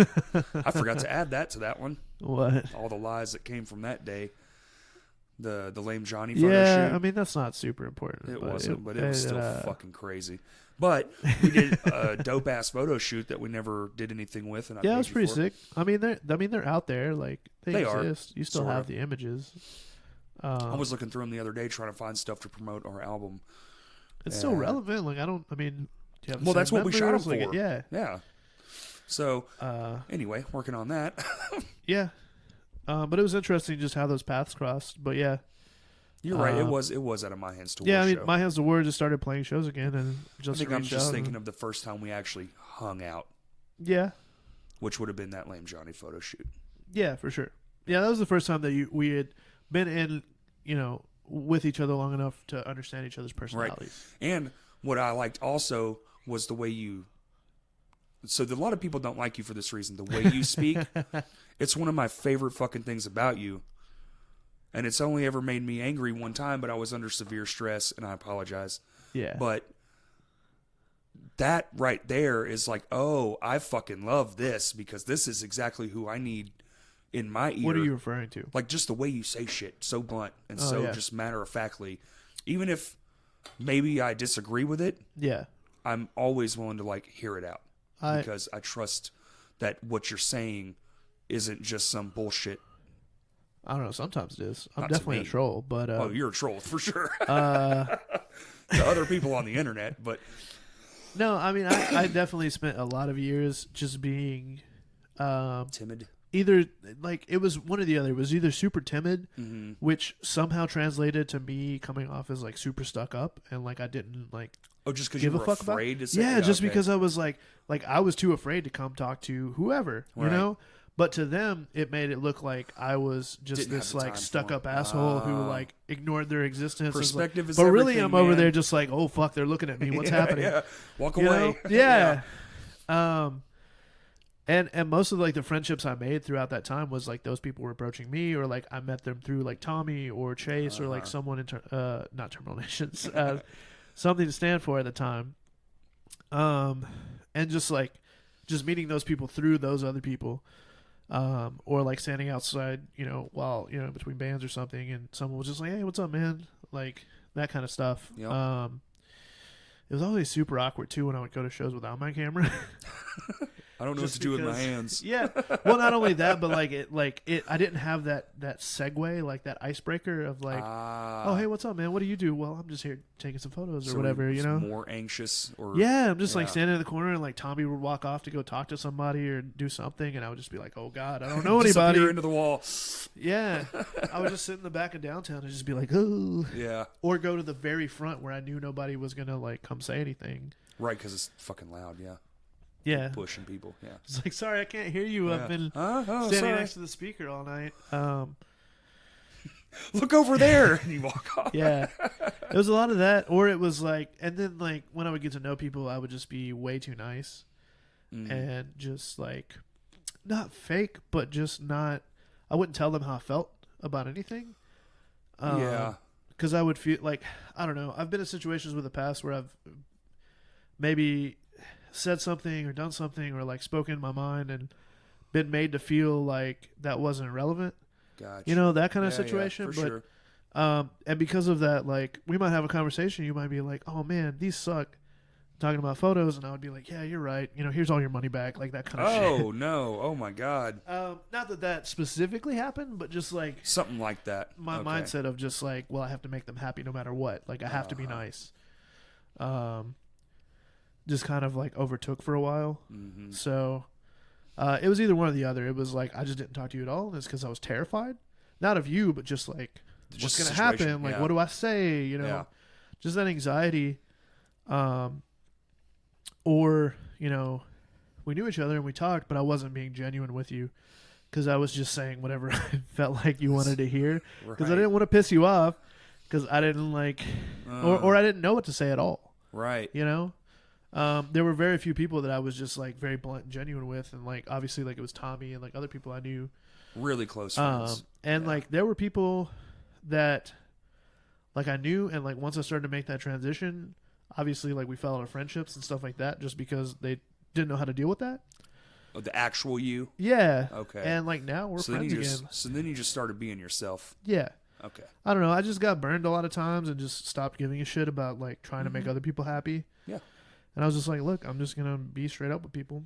That's interesting. People thought you were an asshole for being scared, and then people thought I was an asshole because I just didn't want to talk to them because I wanted to figure out who they were first. Well, that's kind of you being an asshole, but not really. No, it's not. I was being cautious of who I let around me. For sure, and that can definitely come off as like cautiousness can come off as like, well, he's trying to determine whether I'm worth his time or not. You know, that kind of thing. That's true, but at the same time, it is true. I mean, there's this notion that you have to be nice to everybody and you have to be friends with everybody and.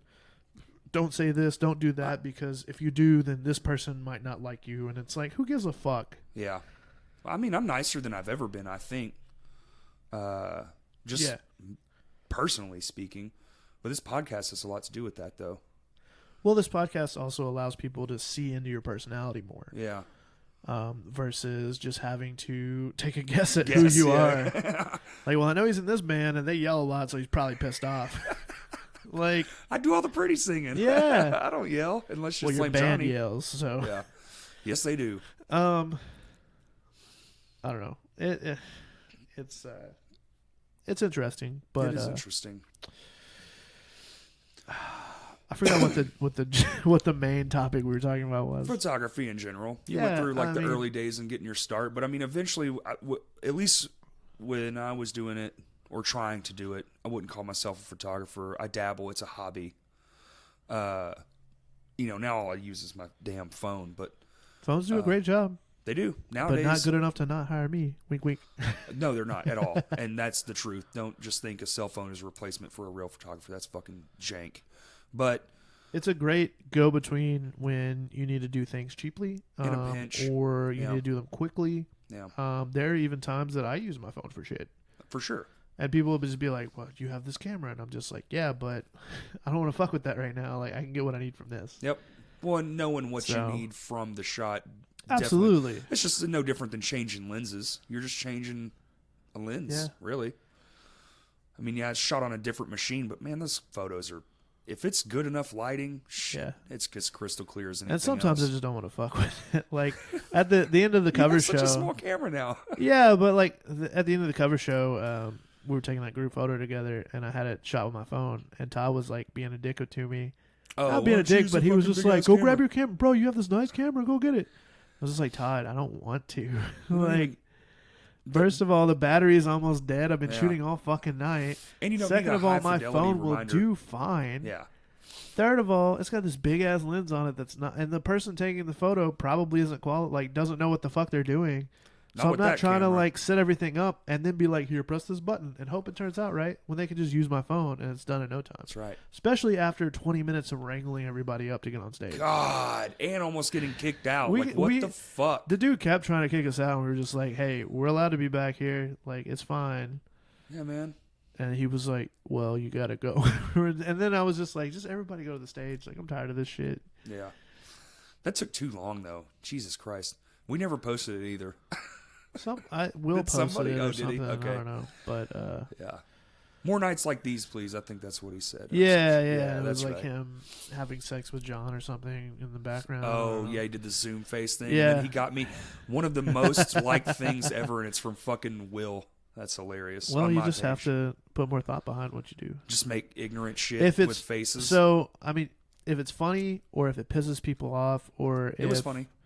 No, I'm just saying, like, it has to be funny or it has to piss people off. And that's how you get reactions. I'm not into that last That's how you get engagement. Not piss people off, but just like, I have to say something about this, you know? Yeah. It's fucking... Not into it.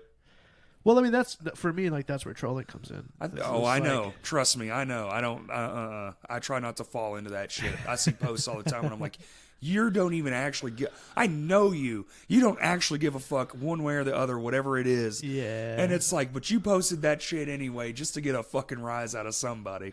Or like somebody will announce a show and nobody will give a shit, and I'll comment on it and be like, when is this? When all the information's there.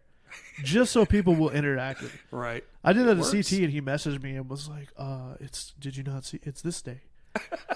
And I was like, CT, I know. Like, I'm just trying to help boost the engagement for you. Like, that's it. I don't read so good. That's funny. Yeah, but photography. Yeah.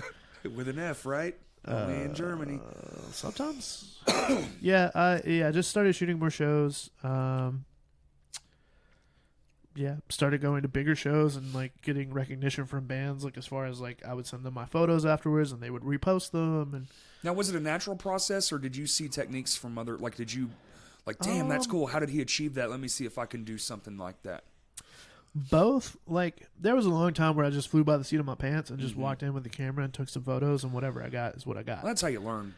But then I started actually like delving into. What does this camera do? How do I make it different? Like, how do I change? Like, how can I take the same shot 3 times and it look completely different based on my settings? Like, that kind of stuff. I started to actually delve more into that, and that helped me get tremendously better. Oh, yeah. Again, like, if I would have done that way sooner. Oh, learning what all those buttons on top do is hella important. Yeah, and it was just like if I make this, and that, I also need to change this to this, and just a whole thing. And f-stops, aperture, all that. Yeah. Well, most people listening don't know what the fuck that means, but I just press the button and it goes click. Watch a damn YouTube video on a DSLR. Dude, that's what I did. Like, I would just sit up for hours on end just watching random YouTube videos, and then I would go try it out and learn these different techniques. And I would do it at my desk. I'd be watching a video and be like, hold on, let me try that shit. Yeah. Click. No, I did a lot of that. I would do a lot of like, well, if I get this lens, it does this, or it's wider, or it's, what does that mean? Yeah, that kind of stuff. Telephoto. My favorite of the lenses. Yeah, I'm a big fan of telephoto, but it's definitely that and the 1.8 it's a very 50. Unique. That Canon. That's my favorite lens, I think, maybe of all time. Yeah, the thing is so cheap, and like that was the only lens I owned for a very long time. It's crazy. I had a T3i in that lens, and I could do anything with it. It's amazing, and it's like I bought mine. I think used or maybe it was brand new. It was like $58 or some shit, and it was just the best. I had it on this full frame camera. Pistol grip, everything, this little baby lens, and it just shot so beautifully. I got mine as like a Christmas or birthday present one year or something, and it changed my life. It was like I figured out what f-stop meant, and I was like, okay, cool. So the lower the number, the more light you can let in, and the nicer the image is going to look generally. Yep. And especially with shooting shows, that was super important. Yeah, I got that lens. Just shot with it so much that I could pick up the camera, put it to my eye, and knew exactly what I was going to get. No. That kind of thing. And then I started to delve into this wonderful world called full frame cameras. Yeah. And now we're away from that in the modern age. Yeah. And I haven't looked back since. Yep. So, no, it's, I don't know. It's been a fun ride as far as the whole thing. I don't know. I don't remember a ton of specifics when it comes to the beginning, right? Because it was so like fly by the seat of your pants. I mean, it was a very long time ago. It was very fly by the seat of your pants. It was very like just keep doing the same thing over and over and over again. There was no, let me try this or let me try that. It was get to the show, get to as close to the front as you possibly can, shoot, and take some photos and hope you get a couple good ones. Right. You know, like that's what it was every single time. And then I started to again delve into, well, what have I actually learned about the camera? And then like, what are the possibilities? And you know, what if I actually reach out to people and say, hey, you're coming through, it's at this venue, can I come shoot? Mm-hmm. Which again, here, like, it's both fortunate and unfortunate that we, most of the venues I can just walk in and do whatever. Yeah. Like, it's fortunate in the way that, like, I never had to get a bunch of approvals or anything like that, but also I never fully learned how to do that. Like, I had to figure it out. Yeah. And then, like, you find out, like, oh, if I want to go shoot this big show, I need a publication. And you're just like, how the fuck do I get a publication to, like, be interested in me shooting for them? I like, still never fully understood I still haven't done it. I've shot for, like, an online magazine, like, once. And all of the other shows I've shot have either been for the artist directly or just for myself. So, but, like, to shoot a show at Simmons Bank Arena, you have to be working for a publication. They're not just going to let any random person in. Oh, Press Pass, yeah. Yeah, Press Pass. Yeah. Which, like, now I've made at least enough of a name for myself to where I can reach out to most bands and be like, hey, this is my work. I've worked with these bands before. Yeah.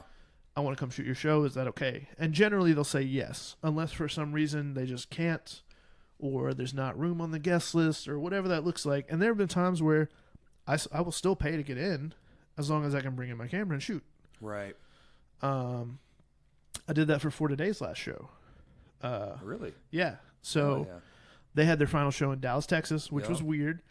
But I knew some of the people that worked at Third String, which was the production company putting it on. And I emailed them, I emailed For Today, and I emailed Norma Jean. And Third String said yes. For Today never got back to me. And Norma Jean said yes. But there was no guest list spots left. So I had to actually pay to get in, cash at the door, after, like, spontaneously driving down that morning. Jesus, dude. Yeah, I left at, like, noon, drove straight there, went to the venue, got my pass, went in, packed room, was at the door, which I think was, like, 1,500 cap, a little bit above that, something like that. It's a very big room. Was a very big room. It's not a venue anymore. R.I.P. But, yeah, they've gentrified Deep Ellum to the point to where, like, there's like 2 or 3 venues down there, whereas there used to be like every other fucking venue. It was like a bar venue. Deep Ellum used Buzzy's to be the venue. shit. Yeah. Yeah. Coyote Ugly, which is both a venue and a weird fucking place, but yeah, I played there once. But that show was nuts, and it was a lot of fun. There were a lot of bands playing though, and there was so much gear and nowhere to put any of it. Nice. There was no photo pit, so I had to shoot in the crowd. No. Fuck that. There were too many people there. I could have, but I didn't want to get stuck. Yeah. So actually, they let me go side stage and on stage. Hell yeah. Which was sick. So I shot like side stage for most of the bands, and then for Today, I actually went on stage and shot from like right beside the drum riser. So I got some interesting shots of like David, their drummer, like making funny faces at me. And, I got like one shot that ended up being pretty iconic in my opinion. That was Maddie and his wife hugging right after they finished the last song. Oh, cool. Which that got around to him. He was really appreciative of it. But yeah, that was a very fun show. That's badass. It was one of the first times like just being able to like you got approved very quickly. I was able to make it. Like it just ended up being perfect. And yeah. That's cool, dude. A lot of fun. And then shooting like in that same area. So What did like a fall version one time? Yeah. And they took over Deep Ellum. So basically, like there was the Door, there were all these other venues, and they all had shows happening from that festival. Right. Because basically they just got a shit ton of show offers for like the same 3 days. So they said yes to everything and made it a festival. And why not? Yeah, so like I would go to one venue and shoot, Vanna, and then I would go to another venue and shoot Hawthorne Heights, and like it was just back and forth and a lot of fun. Damn. Shout out to Maxie because I actually went with him to that. We ended up reaching out to them and raised at a vendor booth there, so cool. That was really sick. So we got like vendor passes, and they ended up being like all access passes, so we could just go wherever we wanted. Oh. So I was just venue hopping the whole time, like damn, going and shooting like Dance Gavin Dance played at the door, and then a couple songs in there said actually the barricade broke. They didn't have all the pins for it, so there were certain areas where it wasn't pinned in. So that started to break, and I was just like, fuck this. So I bolted out the back door and went down the street and watched Citizen play at Trees, which was a lot of fun. Yeah. That was a fun time. It's like Warped Tour, but not Warped Tour. Yeah, it was. Well, it was nice, too, because it was just such a like small, tight-knit environment. Like, all the bands were just hanging out, like outside the venue or wherever. There's nowhere to go down there. Yeah, no, there's no backstage area for you to just hide in. Like, your bus or van. I mean, there is, but there also wasn't because, you have a venue and you have, 12 different bands playing. Yeah, there. Exactly. There's one green room. Like, generally the biggest band is going to take that over, and then every time. Yeah, or whoever shows up first and happens to put their name on the door. So. Yeah, that was a lot of fun. And I shot, I did that. And then So What, like the third string really liked my images. So then I asked to come back the next year when they did like the big one out of the baseball field. And that was, a lot of fun. I don't think I've ever been. They haven't done it in quite a few years. Yeah. But, missed out. The last year I went was 2016. Yeah. I want to say the next year they didn't do it. And then they did one last year in Houston. Sorry, this year in Houston. And I think they're supposed to bring it back next year. Yes, I heard somebody saying that. There hasn't really been any confirmation on that. Yeah. So. Everything's a fest now. Yeah. Well, I mean, we tried to do that, and it was kind of the inspiration, really. Fests are fun, style. But yeah. They're also expensive. So fucking expensive, man. A lot of overhead, a lot of upfront costs. Bands want to inflate their prices. Yeah, what the fuck? The sound guy wants more money. Like everybody is like, well, there's more bands playing, so. Doesn't necessarily mean the same more amount of people still show up because it's the same fan base. Like, those same people would have showed up for just 5 of these at a time. Yeah. That's kind of a weird dynamic, that fest dynamic. But it seems to be on a smaller level. I playing. don't think it's super lucrative, but when you make it this big, like drawn out, like let's throw up a stage and put it in a parking lot, and we can fit however many people show up. Hundreds of thousands in some states and cities. That's basically what Warped Tour was. Yep. Show up in a parking lot, pop up the stages, put up the fences, and. Man, I got lucky enough to get into the 04 or 06 early and watch some of that go down. Yeah. Man, the way they had that like set up, just it was like watching art. And I mean that crew is there hours before the band buses even roll in. Oh, fucking way before. Yeah. Yeah. And they have such a unique like way of setting everything up. Like the fucking barricade comes out of the semi. Yeah. And it's on an automated trolley, and it's just going down the line, and it just sets it up and sets it down, and just does a whole line of the shit. And you're like, most of the stages are just all in line already. Oh yeah, they are. No, they just fold them up. The only thing, yeah, that chair will get you, dude. I almost died. I leaned back in the chair, and it didn't lean. I mean, it also leaned, and it was it almost scary. Went to the floor. Yeah, Warped Tour is a lot of fun. Yeah, it's fun. Or it doesn't exist anymore. But I don't guess we'll be going anymore because they're gonna do it in like 5 states. No, it's done completely. It's done? This was like this past year was the 25th anniversary, and now it's never again. Really? Yeah. Oh, okay. Allegedly. I mean, obviously things can always change, but yeah. Yeah, they said that they were just going to do these anniversary shows and then put it to rest completely. Interesting. So I don't get I guess I missed that article. Yeah. Because I was under the assumption that he was just downsizing it so he could. That's what they were saying at first, but those were rumors. Okay. And then they announced these like 25th anniversary shows where they like would take over a whole beach and do this giant, stage, which looked really cool. And like a lot of bigger bands that had played Warped in the past came out to play it, like A2 and all this shit, like came and played those festivals. So it really was like a finale. Yeah. Okay. They put all the stops for sure. Yeah, if you're getting those caliber bands, yeah. Yeah, you can go pee. Be right back. I'll just sit here and talk into the atmosphere. So I'll bring it back around to that show and just say, I'll use this time to just say thanks, man. It was really cool to be able to do something on that scale. I haven't really been involved in doing something like the Rebuild the Stage show, but that was more of a different effort. When I was in high school, me and some friends of mine decided to throw a concert and just do it, just to have fun. And this was one of the first times I've got to really dive into something like that in a really long time. And it is stressful, you know, especially when it's kind of weird. It's more stressful when it's going right because you know it is. So the fear of dropping the ball is even, you know, heightened. And you just don't want to fuck it up. And you want everyone to have as much fun as humanly possible. And really that's what it's all about at the end of the day.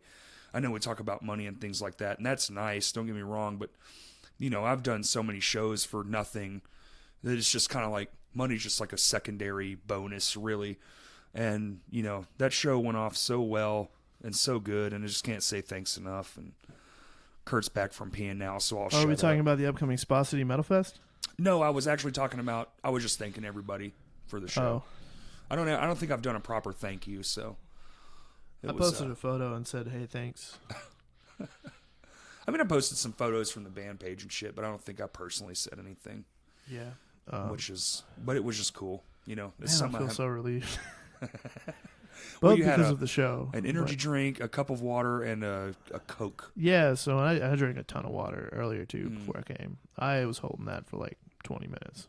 I think, so Spa City Metal Fest, I got that poster in front of me, too. I need to go hang this up. But who all is playing? Quick little plug. Hell Camino, Fred, Abimail, Low Spirits, No Remorse, Zaris, Pliskin, Mismanage, and Lame Johnny. I never heard of any of those bands. I'm just kidding. I've heard of a few. Yeah. Who haven't you heard of? Who haven't I heard of? Who haven't I've heard of Zaris. I've heard of literally all of those bands. Oh, actually. okay.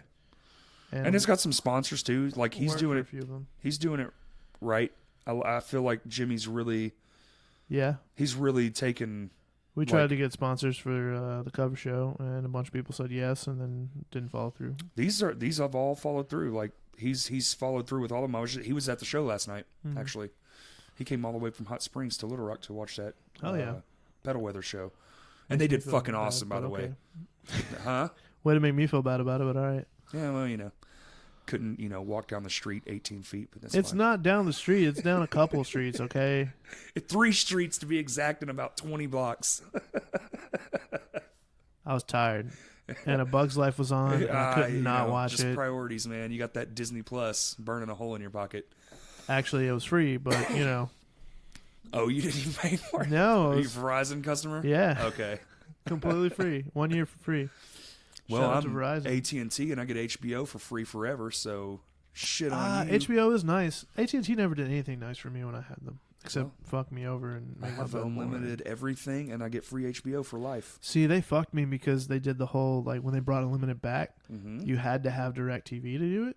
Oh, the first time, yeah. When they brought it back, I did that shit because I wanted unlimited, and then I got stuck with DirecTV, and I couldn't get out of it because it was a contract. Yes.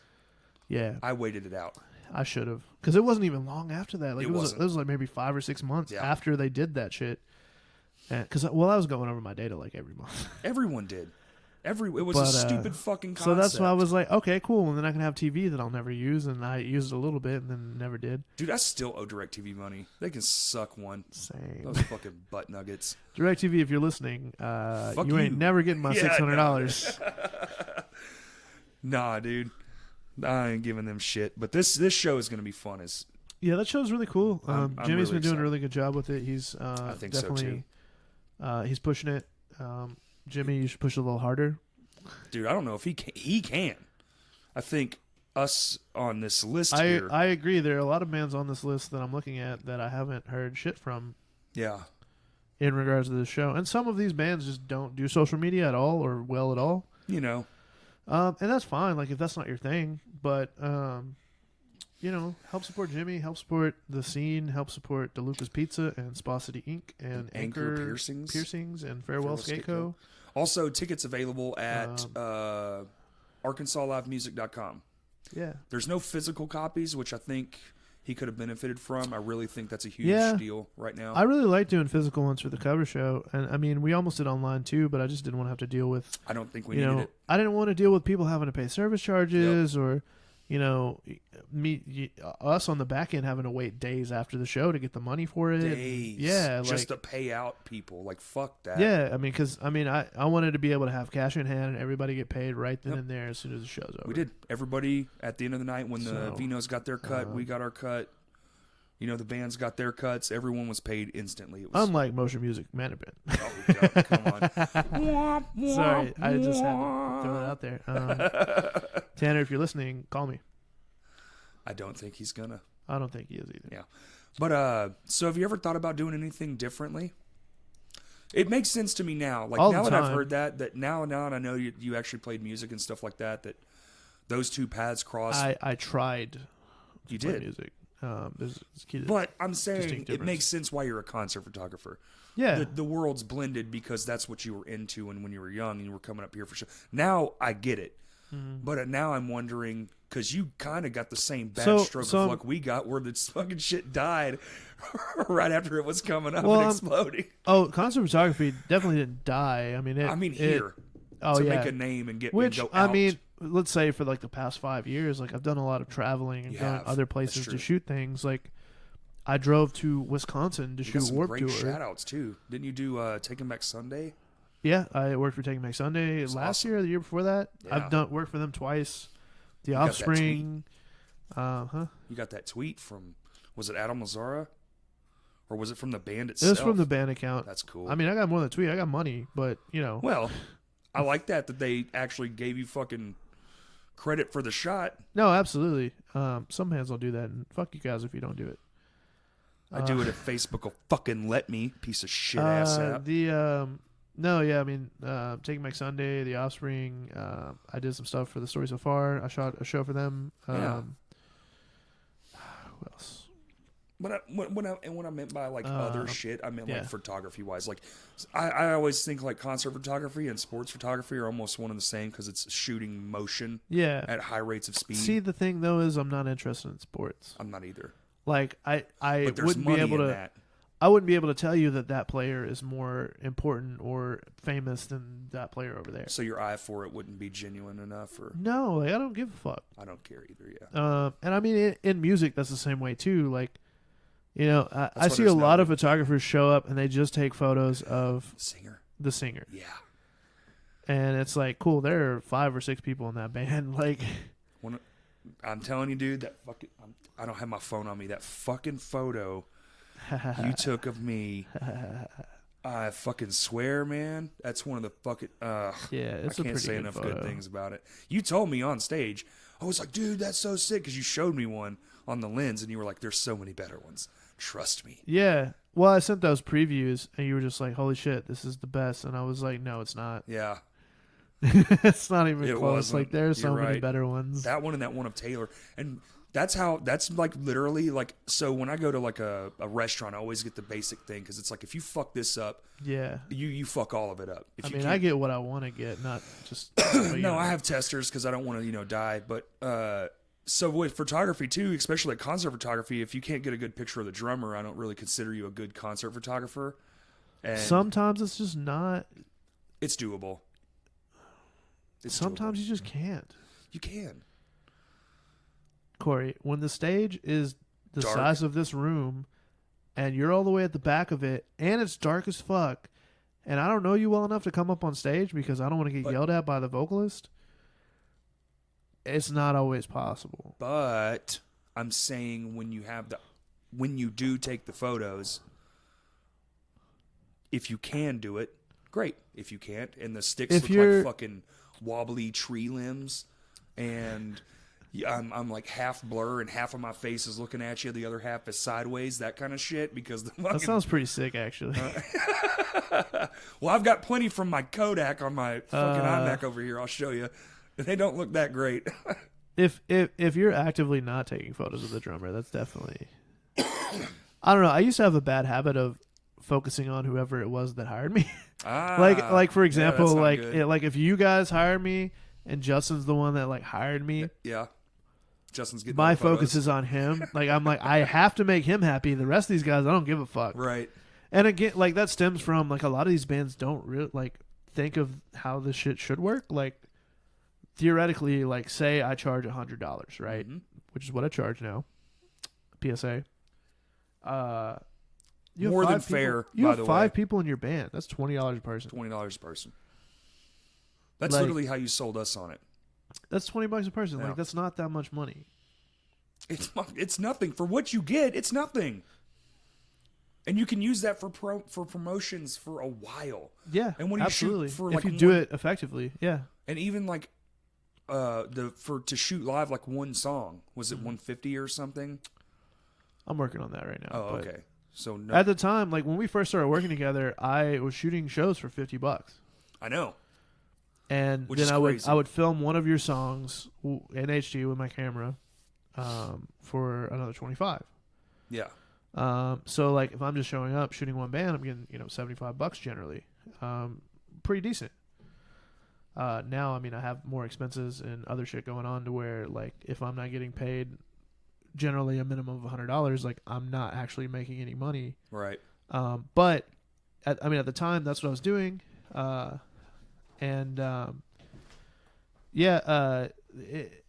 lot of bands think that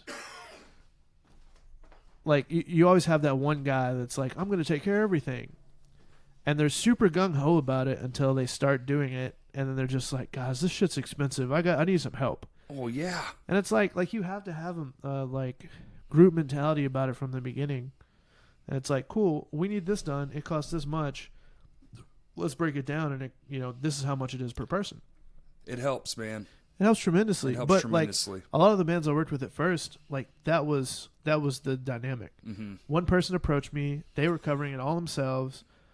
So obviously, like that's who I have to make happy. Like, I got you. But I mean, at the same time, if you don't make everybody happy, They might you're not come probably back. not going to get hired the next Yeah. time. I don't know. Like for me, my We're gonna be working with 2 photographers. yeah. Well, like that for like when my prices were much lower, it was basically set up to be like I wanted this to be affordable and easily accessible for you, so that every time you have a show, you're hitting me up and saying, "Hey, we have another one this day, we have one this day, and we have one this day. Can you do them? Yes, cool. Here you go." Like ideally, that's what I wanted to be the case.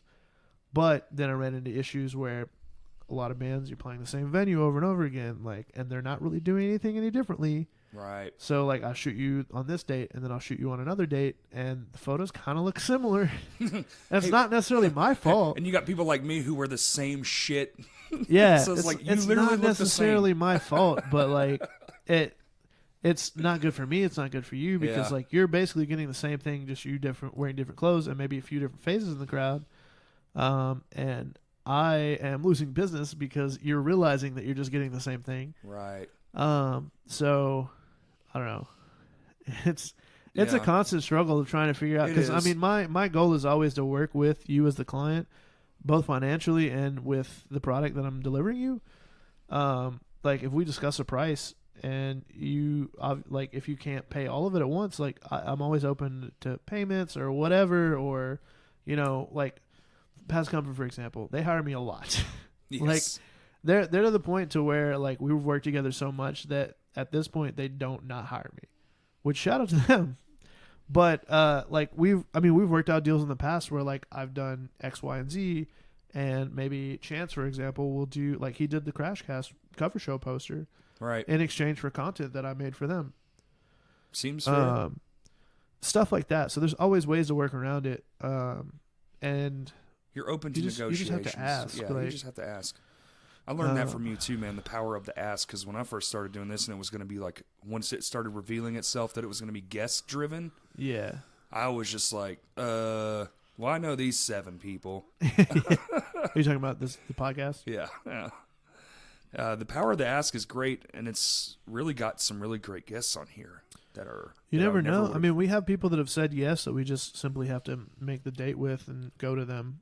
Yeah, well, yeah, we have to physically go to them. Yeah, Which those are people that obviously you're not going to ask them to drive here, or like Or they might come in live my 3 or house, plus yeah. hours away, or yeah. I mean, there's there's a different level to it, depending on who it is, and winky face.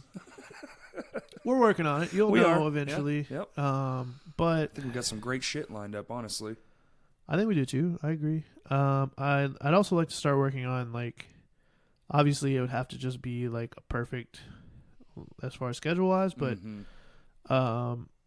bands that come through, like expanding and just saying like that kind of stuff. I don't know.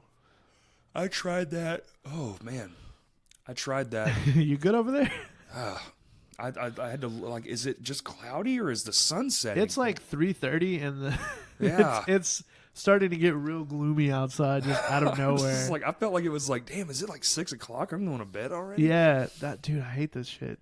The winter is the worst of the months. It's 5 o'clock, 30 degrees outside, and we're trying to get shit done. I just want to go to sleep. Yeah, like, that's it. But no, what the fuck were we talking about before I started yawning like an old man? Shit. Podcast, I know. Oh, I was trying to do where someone had came in to town, and I was trying to line that up, and we did do the one with Goon. Like, that worked out. That was just luck. Yeah. And I tried it with another band, and man, it just didn't fucking work. It was hard to. I'm gonna have to learn how to navigate that better. The way to navigate it better is to preemptively plan. Well, I did. Sometimes that's impossible, and especially if, but there were underlining circumstances. If there's a touring band coming through or something like that, yes, and you're just like, hey, can we do this? And then they say, yes, hit me up the day before or something like that. That's always how it's going to go. Yep. Because they have a lot of shit going on, and they're on the road. And for you, when you're on the road, like, nothing matters except for what's happening that day. Yes. And where do I go tomorrow? Yeah, you have an itinerary every day. Well, this one was different. It was, well, you know who I'm talking about, I would assume. I don't really want to say it, but I guess I could. I have a good assumption. Yeah. From a band that I did another one with. Yes. Yeah, okay. Yeah. Perfect. I'm glad I had the poster on the wall. Yeah. But yeah, so like it didn't work out, and I don't necessarily know if it was my fault because I felt like it was well communicated. But that day was in not reference a good to day. that and a conversation that I had with them. I think they just didn't want to do anything. Yeah. I don't think it was necessarily your fault. It wasn't anybody's fault. It was just, it was bad timing for them. Yeah, bad timing. And they also were getting dicked around at the time, so yes, they needed to focus on that for sure. Yeah. So, but anyway, but I haven't tried since except for the Goon thing. But that was different because so many of my friends knew him. Yeah, you already had a lot of connections. Put out the feelers and all that stuff, and that was a different. You had multiple people saying, "Hey, you should do this." Yes. So he, found time to do it, and he had literally less than 36 hours here. Yeah. It was 2 days. Yeah, he flew in and took his luggage to Vino's and did the show. Yep. Yeah. Yeah, he had to the merch was shipped to his parents' house. Yeah. He had to go get that. Yeah. And then come back to the show. He showed up with a duffel bag. I'm pretty sure they live in Pine Bluff, so. Yeah. Yeah. It was very busy. Very busy. And he carved out this nice hour. It was a very solid episode. I really enjoyed listening. Me too. I enjoyed doing it. It was a lot of fucking fun. And everything before and after it was a blast. And during. What's that supposed to mean, Corey? Nothing. It means whatever you want it to mean. Oh. We were hanging out. That's all I know. You were hanging out. Yeah, all right. Hanging out. Okay. All right. I see you. And then me and you became friends, and then we started working together. And for some reason. I don't know. Professional courtesies, maybe. I just like the way you function. And I was like, this guy is a good guy to have around in my eyes. I'm glad you feel that way. Yep. I just like the way you straightforward. It's just fucking straightforward, and I appreciate it. It pisses off a lot of people. It does, but it's hey, if it does and it makes you do better, great. If it does and it makes you shut down, then you should have did it anyway. So what the fuck ever. Yeah, I mean, if I genuinely feel like I overstepped or crossed the line or whatever the fuck, I'm obviously gonna admit that or apologize or whatever. Right. But most of the time, fuck you. Go hang up a flyer. Shit, I don't give a shit. Go fucking tell somebody about your show. Here, put this in your window for me. Sitting here doing my job. That'll be $1,000. $1,000. I don't have it. I do, but I don't. I don't either. I got paid, but bills. Yeah. Yeah. Photography. I love it. I wish I had more time for it because I actually really enjoy it. You have a solid eye, yeah. I've seen some of your stuff. I like framing, and composure is like my favorite thing about it. Yeah. My favorite thing about it is money. I'm just kidding. If I was in this for the money, I would not be doing concert photography. No, you would not. I'd be doing weddings every fucking weekend, Every weekend. and my week would be filled with portrait sessions. That's right. And dog photos and kids, babies, newborns. No, absolutely. Yeah. I turn down people constantly because they're just like, "You want to do this?" And I'm like, "No, I don't want to." Actually, it's boring as fuck, and it's going to be a nightmare to edit all this when you give me your 400 revisions. It's not even bad. It's just, so like I'm upfront with people that come and do like a portrait session or something like with that with me. Like, I'm not going to sit here and pose you in 20 million different ways or make sure everything's perfect or retouch your skin to where you look like a fucking porcelain doll. Oh, yeah. Like, I don't do that shit. Like, if you're coming to me, like, I'm trying to capture you. Yeah, this ain't Sports Illustrated. Like, I'll help you out a little bit as far as, like, posing and, like, maybe try this or that or whatever. But, like, I want to capture who you are. And just, I don't know. I want that image to be genuine. I don't want it to be very, like, primped up and like it's fake. You're putting it on. And I mean, there's a fine line between both. Obviously, like, you can have images that, like, obviously you set it up and you retouch it a little bit just to make it look a little bit nicer. But sometimes people go a little too overboard and they go crazy. I'm a bigger fan of the portrait, but it's still candid. Like, yeah, you will say something and get a response from someone, and then just without them even knowing it, you just click the button. Oh, I do that shit all the time. Those are my favorites. Like, one of the first times I did a shoot with Justin, he came over to the house, and that's how I got him. That's that shot, isn't it? The one where he's smiling. Yeah, we were just having a conversation, like talking about some shit, and then he just like, I said something, he laughed, and that was the first photo of him smiling apparently ever. And his mom was just like, "Oh my god!" In a long time, for sure. But it was a good photo. And he still posts it. Like if you come to a session with me, like, and I mean, you've been on the other side of the lens many times. Oh yeah. And like, we're just gonna have a conversation. Like, I'm gonna ask you how your day is. Like, maybe like, hey, what are you hoping to get out of these shots? Like that kind of shit. I'll tell you what I got out of the portrait at the Vino's stage show is I look like hell. You were looking pretty rough, but it fully represents how you looked and felt that day, dude. Oh my god! When I got it back, I was like, "Yikes!" Look, man, that shit added years to my life. Zero time to do that shit too. I know. They're just like the fucking wear and tear in my eyeballs alone was just like, oh man, picture's worth 1,000. Everybody else was like, yeah, or like, I'm happy to be here, or like something like that, and like you were just, I'm just exhausted. Which is fair. You did a shit ton of work, and you knew that there was a shit ton more work to come up after that. Yeah. 2 days at like first day was like 15 hours. Yeah. And the next day was like 10, and then there was 2 nights after that. And they were both pretty long nights too. It wasn't like we were getting out of there at, fucking 8 o'clock. It was, I went there after work and then did stuff till probably around 10 or midnight both nights. I feel like it's we should point out the fact that you said, quote, I did stuff in the Vino's back room until midnight. Yeah, painted a stage.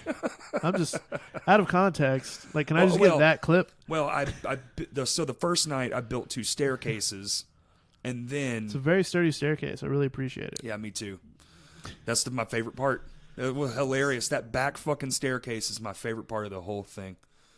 It's my favorite part too. It's spent a lot of time there.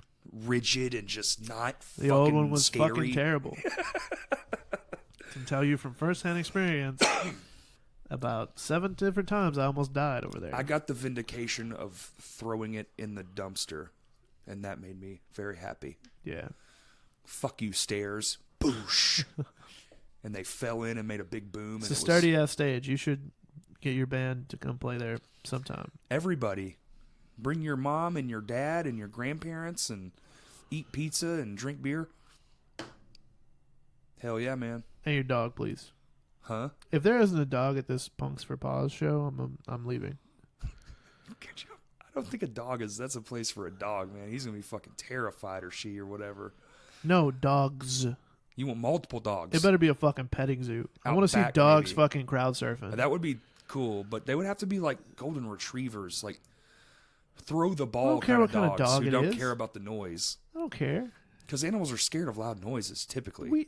Earplugs exist. Not for animals. Muffs, I guess. Could do earmuffs. All right, Christian, meet me in the middle. An hour before the show. Petting zoo. Just bring some dogs. It's not a bad idea. I promise you at least one will get adopted, maybe. I don't know. That would be a novel idea. Little adoption thing. Maybe some photos of the dogs. Maybe bring a real one. What is it called? Punks for Paws? Punks for Paws. It's a solid idea. Yeah. Solid show idea. I think he said, like 100% of it is going to that, like ASPCA or like the local chapter of that. I'm going to do something with them to try to get something on here about it. Yeah, absolutely. Well, it's pretty soon in the grand scheme of it. January. Yeah. But like, as we know with the cover show, like you can be like, it's in up. November, but it's already November and it's in January, so it's going to be like 2 weeks from now. So. Well, yeah, because you got the holidays coming with all the up, shit so you're going gonna be on. working on shit. Yeah, that's true. Damn. And Christmas is like 2 weeks of just let's all do nothing, because you got New Year's right after that and shit, and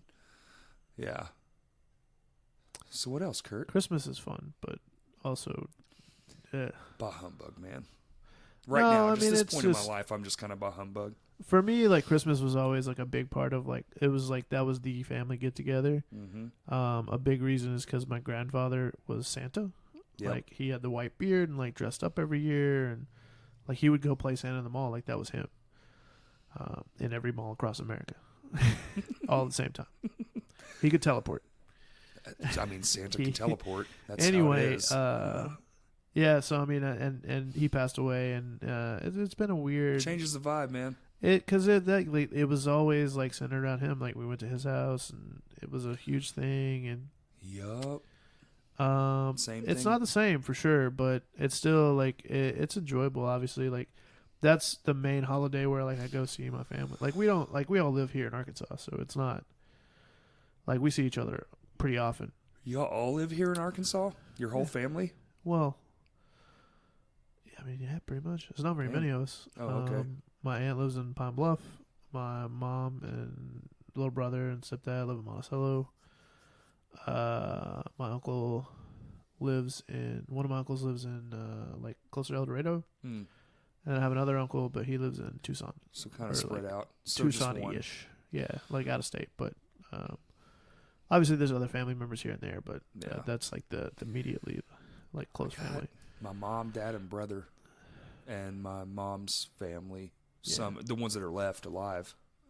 I wish I had family I was close to that lived somewhere cool, like Hawaii or some shit, but nope. You know, it never works out that way. Like Wyoming or fucking, I guess my dad's family lives in. It's like I live on a potato farm in Idaho. They live in Dallas, but I mean, I don't go there really to visit them. I go there to do fun shit. Yeah, I haven't been to Dallas in quite a while. I'm trying to remember the last time I went to Dallas. I think it was. I was just there. I think the last time I went to Dallas, August. For as Alice in Chains and Corn and Under Oath. I think the last time I went to Dallas, I went to go see Knocked Loose. Cool. And Terror. Whoa. This was 2017. I would have hugged the wall at that show. This was 2018. But I was down there for South by Southwest. Like I was in Austin. Okay. Austin, yeah. So that was actually. I'm gonna talk about that trip for a second. So I worked South by Southwest as like a volunteer, like staff photographer for them. Oh, sure, yep. But I drove from Little Rock to Austin. Went to a Norma Jean show. There's Norma Jean, Grey Haven, Gideon, another band I can't remember. Damn. Went to that show. Drove up to Dallas the next day for Knocked Loose. And Terror. Again, I don't remember all the bands on it. It's been a while.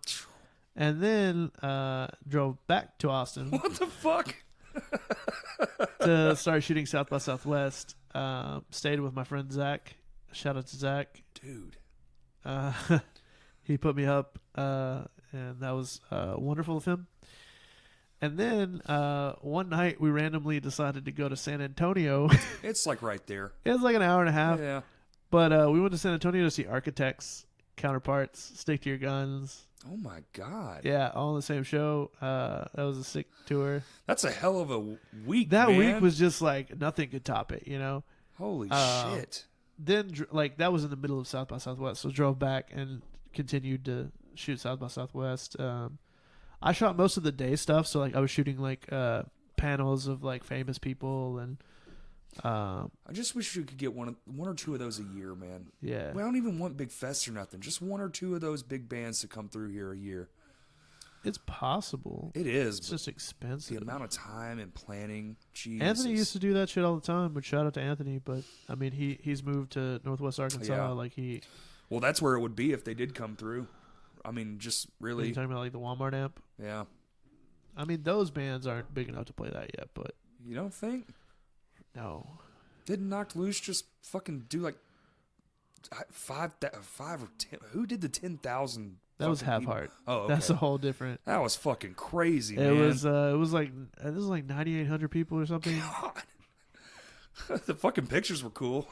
Yeah, I had tickets to that show. See? Well, that was when me and Spencer went on the Grand Canyon trip. Oh, okay. That's right. So I forfeited going to that to go do that with him. So, which was a lot of fun. Yeah. I'd say that's probably spontaneous the better road choice. trip to the Grand Canyon. Spontaneous, like I mean, it was in the sense that we planned it like a week before that. That's spontaneous. It wasn't like I knew I was going somewhere and doing something. Just didn't know where. For sure. Yeah.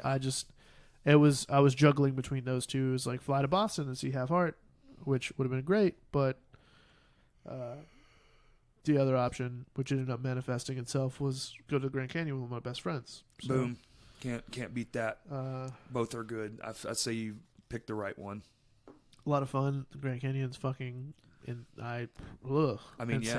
Yeah. Never seen it, but the pictures Rebecca are Black cool. hugged me, so that's kind of worth it just in itself. And you got to shoot some video for a video. Yeah, we shot the Lotus video. Yeah. To be fair, when we were shooting that, we had no idea what song it was going to be for. Oh, really? Yeah. Like, the whole time we were, like, listening to the album over and over again, like, a couple different tracks, trying to figure out which one fit better. So really it was just B-roll determined to be well, something. like, we knew the general concept of the video. Okay. Like, we wanted it to be really just about, like, just doing some shit that you've always wanted to do. Because, like, I mean, life's really short, and, like, mental health is a very, like, real prevalent thing. Mm-hmm. And it's just really important for your mental health to be able to do shit you want to do from time to time. Agreed. You know? Yep. Whether it's planned out really well or whether you just get in the car and say, let's go. I like that more. I mean, both can be fun, obviously, but yeah, I mean, it was just about, like, us trying to find a way to get out of our funk and just remember, like, hey, you know, life can be fun and enjoyable, and there's more out there than we think there is, you know? Oh, yeah. So, like, I was at the Grand Canyon, and, like, almost everybody we ran into is speaking a completely different language. Like, people from all over the world. Yeah, it's a world destination. It's insane. Yeah, it's one of the 8 wonders of the world. Yeah. People are going every day. Shout out to Paul Bunyan. Yeah, man. Thanks for carving Did a that great out. fucking job. That was awesome. Spencer wasn't aware of any of that. But Really? Yeah. That makes sense. Yeah. Do you ever, speaking of doing new shit, I know you're a guy that likes to keep themselves busy with new projects. What's if I don't, I get real sad, Corey. I know. What is that? I don't That's know. I crazy. just have to always have something to look forward to.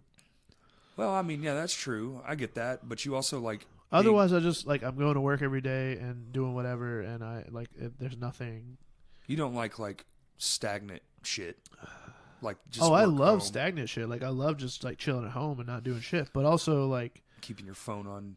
Fucking. dude, my phone silent. has been on Do Not Disturb literally for the past 2 weeks, I think, straight.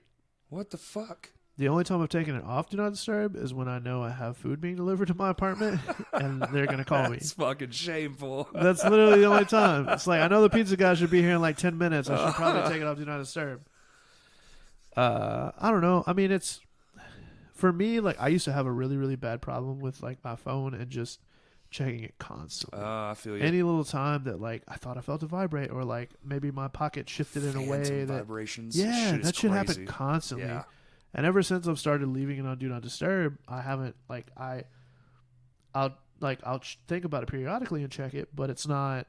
I'm not constantly You feel a lot less like, anxious? Oh, yeah. Has yeah. that helped with that at all? Because I'm not worried about, like, whether somebody hit me up. Like, right. Because it doesn't have I'll to get be back to instant. them eventually. Exactly. Yeah, and that's another thing. Like, that's... And I get caught up in that, too, sometimes. God, it's I pitch definitely black do, man. outside. What the fuck? What time is it, dude? Oh, no. That's a good question. What time is it? Hang on. Is your phone not working? Oh, it's 5:30. Oh, it is 5:30. How the fuck long have we been talking? According to this, which I started like 30 minutes after we started, 2 hours and 10 minutes. Oh my god. Well, so earlier I looked at this and it said 3:19, but apparently that's the time that I started recording. And I thought that's what time it was. Oh, I thought you were voice recording this for some reason. Oh, you are? Yeah. Oh, okay. Just in case your shit fucks up, and then I can remember what I said. No, I've checked it twice. So because No, I know. Kaylee's sick, I should know. say that she slept all fucking day. So Lucky her. not I'm off really. tomorrow. I mean, I'm probably just gonna work on videos from the cover show. Well, you want to wrap this shit up because I know we got some work we got to do. What work? Fuck work. We got to do calendar. I shit. have not shit to do, Corey. I'm here until the end of time. You just said you like when you have stuff to do. No, stuff to look forward to. I don't like when I have stuff to do. I like when I have stuff to look forward to. There's so a you look distinct forward difference. to it, then you hate it at the moment you're doing it. Yeah, no, it's like okay, cool. I know that I have to go do this. Yeah. And that's great leading up to it. But And then you get there. Like, it's time, like, and I'm just like, oh, fuck. Fuck, I don't want to It's do like this. the concept of, like... That is the strangest mindset. Well, it's like, I'm sure you've done this in the past, too. Like, you just take a week off, or 2 weeks, or whatever. No, I've never done that. Yes, you have. Corey, you went on tour for a week and then came back home and didn't have shit to do for a week. I most certainly did. Because I took time off, but then I'm an idiot and I like to fill up all that time with doing shit. Exactly. Mm-hmm. That's my point. Yes. Like, so last year for my birthday, I took a full week off work. And I was like, I'm going to do something. I'm going to go somewhere. I was broke as fuck. I did not leave my apartment for a full week. I'd honestly... That shit was awful, Corey. And that's what I'm talking about. Like, I love having a job for the fact that, like, I know I have to, that responsibility. I have to go do something. Like, obviously I do it because I need the money. But also, too, just that structure of, like I have this reoccurring thing that I have to be aware of and keep track of. And, I like that too. If I didn't have that, then knowing myself, like, it's a very scary reality that maybe I wouldn't. Like, maybe I wouldn't remember to do the dishes or take a shower or whatever. Like, all the days just kind of, like, meld together. And see, I can't do that.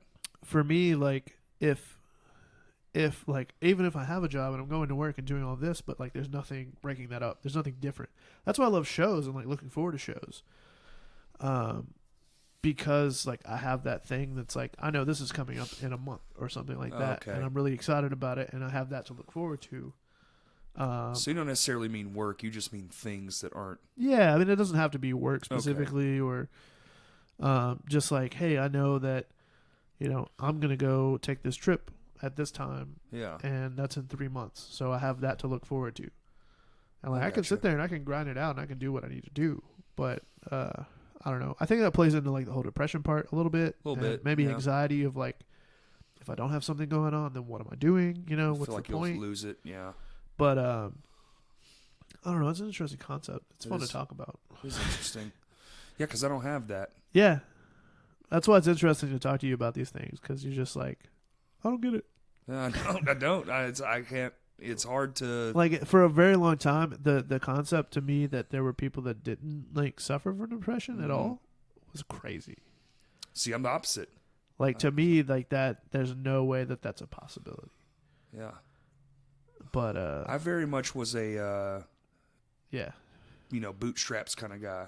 Like, well, just go outside then, you know, like See, I was I was on the opposite end of the fence, but then you A have lot to of people were like that for a very long time. But you have to. Well, you almost had to be, or you just die, and not from the other thing, but like the elements. You had no choice. You didn't really get an option. I mean, we live in a society now to where it's more prevalent, more reasonable to, like, you can get away with a lot more now than you could, 10, 20 years ago, as far as, like, you might, like, for me, like, depression just hits me out of nowhere. See, that's surprising, too, because it really does. Yeah. Because we were full swing in the show, and you had, like, a thing, and it was just like, I'm depressed. And I was like, damn, really? Even though everything's, like, going great and shit? But then I say that, but I got stressed out and all angry and stuff. With the show is more anxiety than anything. But there have definitely been times where, like, I've done shit like this, or I've put my all behind it, and then, like, that was great, and we did it, and I was really proud and, like, excited. And then the next day, I'll just be like, that was sick, but, like, I'm still fucking sad as shit. Like, why? That's so weird. Yeah. That's so weird. Trust me, it's weird on this side of the table, right. too. Like, it's, but, I mean, if you don't talk about it, you just hold it in, and, like, you don't, like, articulate that to somebody. Like, you may not understand what's going on, and you might think, like, oh, he's just being a dick, or, like, he didn't come to this show or whatever just because, he doesn't like that band. Or what. Most of the time, it's not the case. Like, no, I've learned to reach out more. Yeah, for sure. It's like if your friends haven't talked to you in a while, it's probably not because they're being shady. They're probably just going through some shit. That's right. And you're probably going to say, hey, what's up? Like, what's going on? And they're not going to tell you. But, I mean, eventually, just let them know that you give a shit. And the next time they see you, like, they'll be straight up with you, hopefully. And if you're like hiding that shit and like holding it back, like, you definitely should. I've definitely sent a few of those. Like, I don't get any responses, and it's like, hey, man, I don't know what's going on, but when you feel like it, holler at me, Yeah, and it's like, you don't even necessarily have to ask for help. I mean, most of the time people aren't like you're not going to swoop in and save the day. Like, it's not something that you can just be like, hey, stop being sad, Oh, yeah, okay. Shit, why didn't I think of that? Yeah, it's like, you know what? I should just go outside. Except it's fucking dark out. Yeah, fuck that. That definitely doesn't help at all. That sucks. I can't believe it's actually dark. Dude, it's pitch black and it's 5:30. It's like, I should go to bed soon. Do something after this? Well, we were going to, but that ends in like an hour now. Like 30 shit, minutes, really? Yeah. Oh, well, never mind. I don't remember. I thought it started later than that. No. Okay, well. We could talk about why I wanted to go do that after the podcast. Okay. But yeah, just reach out to your friends. For sure. It's important. It is. And on the flip side of that, like, if you're going through some shit, just be straight up with people. Like for example, like right here, I mean, me and Corey are talking about it, and like Corey doesn't fully understand the thought process behind it because he doesn't suffer from it, but he understands how to be sympathetic to it. Try to. Yeah. Sometimes I fuck that up, but. Well, yeah, but I mean, for me, like, literally, it'll just hit you out of nowhere. Yeah. And that's where I fuck it up because I won't know. Yeah. And then you'll say something cross, and not just you. I'm saying, like, I have lots of friends that have it. But, yeah. And they'll say something, and I'll be like, well, what the fuck are you talking? Like, and then I'll just be me trying to get something done. Absolutely. Not realizing because, And like, but that's where talking helps. Yeah. I mean, you just have to just be straight up and like, look, like, obviously I didn't do this on purpose. Like, right. I'm not sitting here trying to like ignore you or whatever. Like, I'm just not feeling it, Yeah. Like, I just want to lay in bed all day, and I don't know how to reverse that. It's crazy. Like, which sucks because like there are definitely times where like I'll have a full day plan and I'll be like, I should do this and I should do that. Sometimes I guess it comes to just being too comfortable. Like, if you don't get out of your comfort zone often enough and you just get stagnant, it's very easy to. I can see that. You just get in that mundane, like, well, I did the same thing that I'm doing right now last week, and it's never gonna change, and I'm just gonna keep doing this. Is eternity. Yeah, I get you. I get lazy sometimes, but not like. I have that viewpoint with my job sometimes, just because like I pretty much do the same thing every day. Every day, yeah. Same. But to me, like, I'm not necessarily on autopilot. Like, I pay attention to what I'm doing and like try to do as best as I can.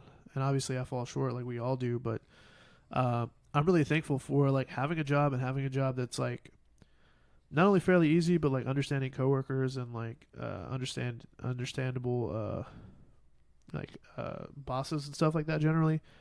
But like my job,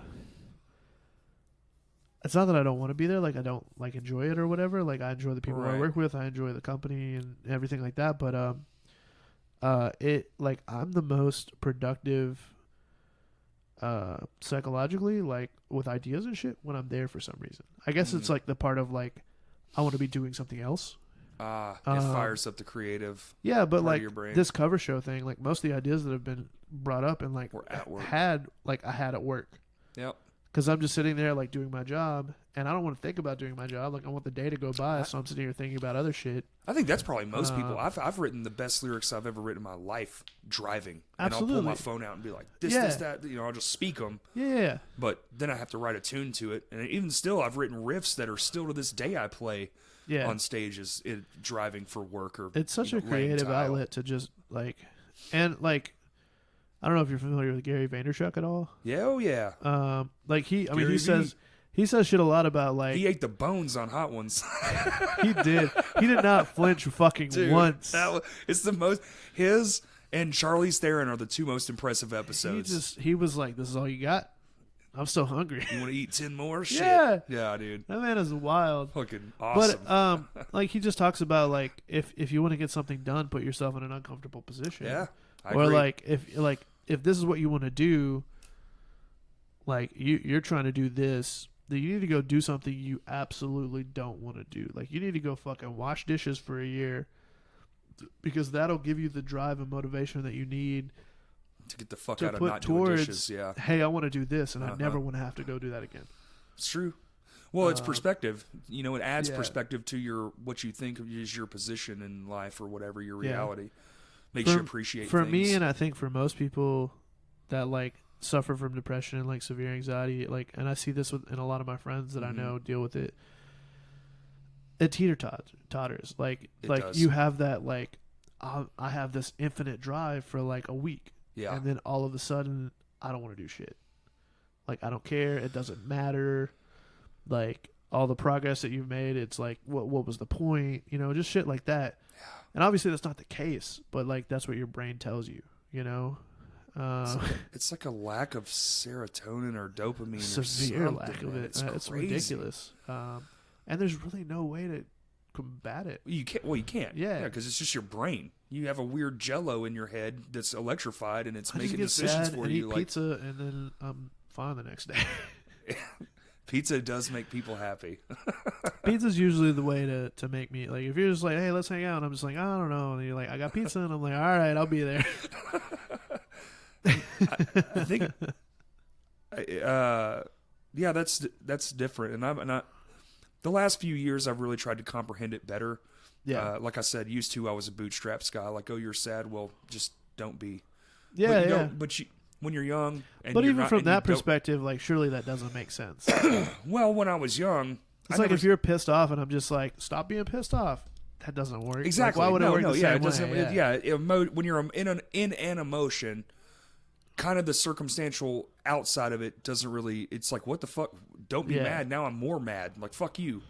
Don't tell me what to do. But when I was young, kind of like now, except more full bore, man, that's why I have trouble remembering shit, like especially years, like what year something happened. I really did wake up every day. Oh, my memory is trash. And it was a new day. Like I didn't focus on what I did yesterday. I didn't focus on what was happening tomorrow. I did live every day, a day at a time for years and years and years. Yeah. And I think I didn't really sit and think as much as I did when I got older, like especially around my late 20s when I finally, like, you know, I met Kaylee and we started, you know, being a couple and all that shit. You start paying attention to life more. Absolutely. And especially, you know, she didn't have the best life growing up, so I finally started hearing things from a first perspective that I never had before because, you know, my parents had pretty decent lives. It's always important to get perspective, especially from other people, because I mean, you never know what other people are going through, and it's very easy to just get caught up in your own shit. I mean, we all do. 100%, yeah, and that's what I was for so long. I was caught up in my own whirlwind. But you know, like I said, I don't have the thing that whatever you have and so many other people have. I just have go. It's called depression. Yeah, I just have go. Well, but what is it? I don't know. I don't get it either. I mean, it's hard to describe. It's not even a stop. It's more of like a extended yield. Yeah. That's a good way to describe it. And then like you slow down to the point to where you almost stop, but then suddenly like you just go again. Yeah. But obviously like you have to make up that ground because you lost so much momentum. I guess that's a good way of describing it. Do you think maybe you put too much emphasis on the amount of time off? Because in reality, what is it like? Time, yeah, okay, but like this project, yeah, you set the deadline so you can move the deadline. You give yourself too much control sometimes, and it's just Fair. like, and I think that's we could reference that in reference to a few things regarding you, not you specifically, but things you're involved in. Yeah. Next year. I love you, Justin. Me too, man. It's not just him; it's all of us. But it's I don't know. It's because I mean some projects that I've worked on or thought of and like just never see the light of day. Oh yeah. I mean I have a plethora of those that I could just pull out of a bag and say, let me work on this for a bit. Yeah. And if I don't have a support system, if I don't have other people involved that like I'm responsible to like making sure that they get hey, I have this person doing this, and if I don't do this, then what was the point in having them do that kind of thing. Yep. When you get like when you almost stop and you get back to that go, you have to find a way to not focus on the fact that you almost stopped. Like you have to not think about that, because if you start thinking about that, you're gonna start to slow down again. That like sucks. If you're just like, well, I've been working on this for 2 years and I haven't done shit, and then you get caught up in that thought and it just keeps going and going and going. And then you're just like, well, if I haven't done it now, then what's the point? So I don't know. Interesting. It's it's interesting. Yeah, because I do that. It's not fun to talk about it, but it's important. I mean, I do that with stuff, but not. Yeah. But not for that reason. For sure. Like this podcast. Yeah. It took me 2 years to get it off the ground, but simply because I just really just didn't have the time, and then it was just like I didn't have the knowledge. See, and that's like you're the type of person where like you're gonna do as much as possible at all times, regardless of whether you should say yes or no. Which that can be a curse. Blessing and a curse, but like you're not saying no because you just don't want to, or because like depression is telling you not to, or anxiety. You say no because you literally can't. Like you don't have the time to do it.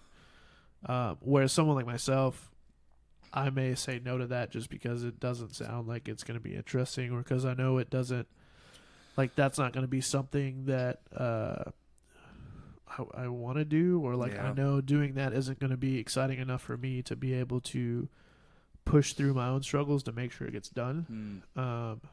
I don't know. Right. It's an interesting dynamic. Yeah. It's definitely different. I feel like I know more people now than I did before, but I used to do so much just on my own. Yeah. I think it's also a realization thing. Yeah. Like you have to, the more you have these open communications and conversations with people, the more you realize like, oh shit, like for sure. More people are dealing with stuff like this than I realize. And for me, it's the opposite. Well, that and some of the stigmas have been lifted too. Yeah. So a lot of more people are just saying it. Yeah. Before, depression and lazy used to be like that was synonymous. Oh, yeah. Like it was like, oh, you're depressed. No, you're just lazy. You just don't want to do shit. For sure. I come from a different time where like that's what you just said. Like it's just. Yeah, you're just like, oh, they laid in bed all day. They don't do shit. Yeah. Yeah. Like, well, it's not always my choice. Like. Yeah. It took me a long time to realize it, but. Hey, you got to change. And I didn't understand it for a long time, like when I was growing up, and like I would have those mood swings and things like that, but I didn't recognize it. Chalk it up to being a teenager. But my mom also dealt with that a lot, and she would just take naps all day and shit like that, and like I didn't realize that's even what it was. I don't know. And then as I got older and just started to recognize like, hey, this is happening, but I'm not in control of it. Like, I'm not making this conscious decision, and like, I'm not tired necessarily, but all I want to do is just go lay down and just be lethargic, Weird. Yeah. I don't know. Damn. It's strange. It just sucks because you can't, like, there's still, the medical science is still out on it. It's just like, yeah, I mean, they try things and I don't know. I'm not like I don't think that there's really any one real thing that I'm works. no doctor. Like I don't know shit, but for me and like the way I deal with it and stuff, like I don't think there's necessarily any way to like correct it or, just snap yourself out of it. For me, I just look forward to like making plans and like having things to put focus towards, and that helps counteract it some. Well, I think everybody's is just different, man. Everybody's different, so everybody's solution's going to be different. Yeah, I mean, the focus isn't preventing it, it's having something to look forward to help me get through it. Well, it's acknowledging it and then having a system in place to deal with it. Yeah. That's responsible as fuck, though, because some people don't have that shit. They just, I mean, it's sad, but they just let it eat them up till the point. And I don't know that they had a choice to begin with, so it's kind of hard to have that conversation. But, a lot of my friends that don't exist anymore because of that shit. Yeah. I wish I had just 10 minutes, to be like, why in the grand scheme of everything. Those conversations are even harder because you never know whether that would have mattered. Right. I honestly don't know that it would. And with some, I know for a fact it wouldn't have.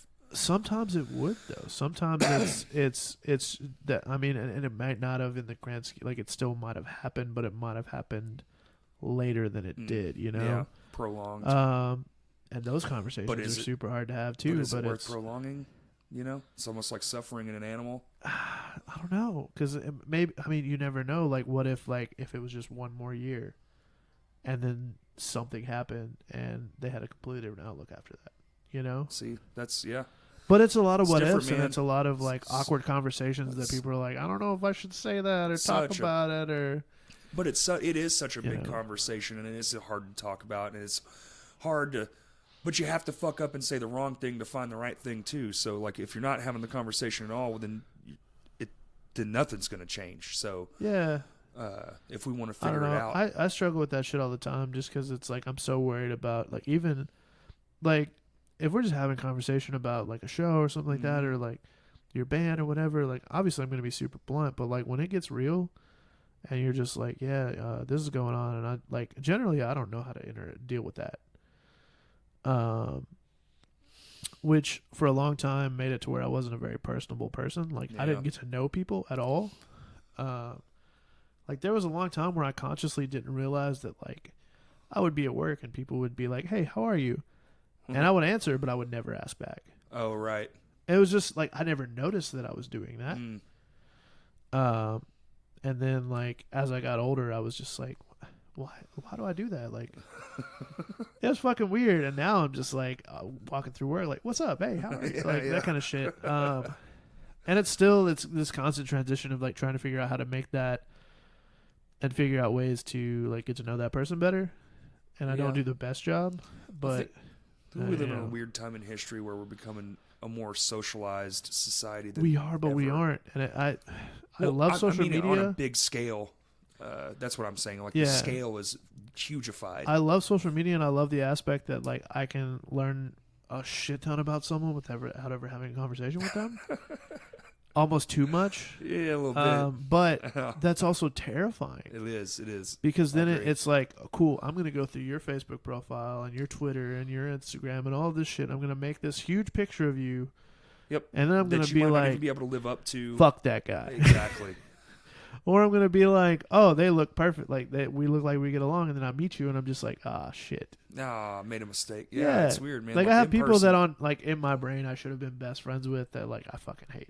Oh, for sure. I think or we vice all have versa. That. Or vice versa. Yeah. People you thought you were going to hate and you're like, this person's kick-ass. The fuck was I thinking? Yeah. It's dangerous, people don't think that about me. Hey, I've been blocked by 3 different people today in 3 days on Twitter. So really? Yeah. Come on. Yeah, that's fine. You do that somewhat on purpose. I don't look. I mean, if I say you some like shit, to poke the bear. If I say some shit and you don't appreciate it, that's fine. But fuck you. But this whole world of blocking and no, I mean, I have people that like have blocked me and then they'll unblock me and try to be friends with me again, and I haven't changed at all. And then they'll get pissed off at me, and I'm just like, I don't know what you expected. Like, you've known me for 5 years. And you said some shit, and I responded to it, and you got pissed off at me. I'm me. Yeah. So I had to explain to to the guy that was on here from Queen Anne's. I was like, he's just him, man. Like, I don't think he meant any ill will, but like, that's just it. That was, I don't know. That was an interesting situation. I feel like he didn't handle it very well. Well, just listen to the tape. You'll find I will out. in a we few talked days. about it. Tuesday. So that was a week ago. So That go was a back week and listen to ago the from episode. this. Episode 68. Yeah, you're welcome for plugging your show. Your episode. No, I'm just kidding. Shut up. I'm just being a dick at this point. See what I mean? Yeah, because people will click on mine and listen to them. No, I'm just fucking with you. I'll click on it. Well, no, you I'm were have to listen to there. it after this. Yeah. Well, I have to listen to it for. Well, I was just being a consistency pretentious dick by saying that more people will listen to mine, and then I they'll might get have to this actually part, learned a new mixing technique today. and, I hope. I don't care. Oh, okay. Well, this is going swimmingly. This is what Corey's talking about when like I'm being like he says shit Yeah. and I just be blunt about it. Like Yeah. that's cool. I'm Yep. sure someone is like, that's fucking rad. I want to hear about it, but me But it ain't you. doesn't. It goes way over my head. I got to get Nathan Kloos back on. I know it's close. It's close. I know. I fuck it up all the time. I too. fuck it up every time I see it in my head. How is it fucking close? Yeah. Let's talk about the podcast for a bit. Okay.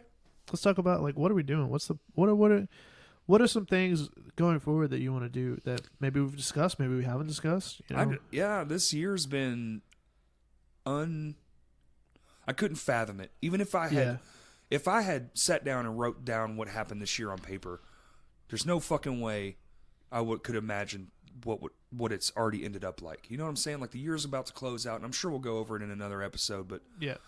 with all the friends, and we'll do like a New Year thing, and You say that and then you tell them and then none of them show up. That's but how it's it always works. sometimes. Hey, I'll we're do gonna it do by this myself. on this date at this time. Okay, cool. Nobody comes. But it's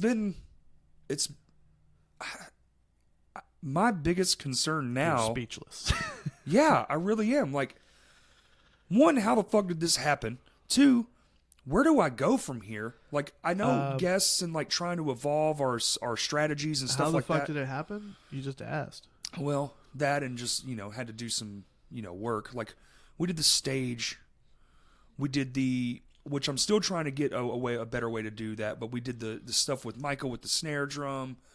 We did, which was fucking fantastic. I still love that thing. I still play it all the time. Yeah, Will carried it off the stage at the cover show, and he picked it up, and he was like, "What the fuck is this?" Yeah, coolest shit you've ever seen, Will. He's not gonna listen to this, and if you do, let me know because I bet you won't. But if you get to this part, calling him out, text me. Yeah, I don't know. So, we did that, and then I did that thing where I was trying to like do something nice for somebody, and I would like recycle gear to people, and like we did one of those, and I'd still like to continue to do that because that was a good effort. I think that's a great thing, and I was really when you pitched that to me, it was really cool.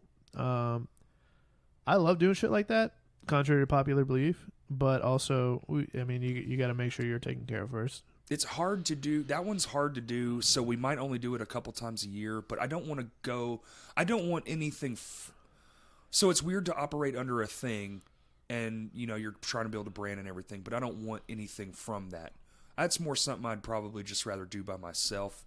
No, absolutely. Well, you want to do it as like Corey Fisher. You're not necessarily trying to like. I'm trying to do this nice thing and then use it as promotion for Crashcast. Like, yeah, I don't feel right about it. But that's also, why that would be a great idea.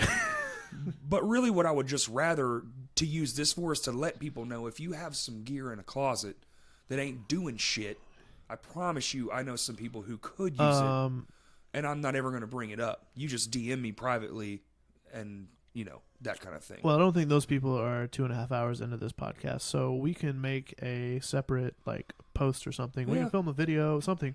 Yeah. And there might be some. We can do like a PSA about something like that. Yeah. I think that would go over. I would just like to keep it more private. And then, of course, with the cover show going off the way it did, and just trying to be more communal, because it's like, well, you already rebuilt a whole venue. You already did the cool shows. We get it. You did a bunch of cool shit, Corey. Yeah. So, but how do you... For me, I couldn't even fathom doing this already. So how can I fathom something more than this? You know what I'm saying? Like, it's hard. You don't have to, because I'll do it for you. It's hard to think about all the things and just be like, well, what else could we do? Like, I would like to focus on like guest, not gets.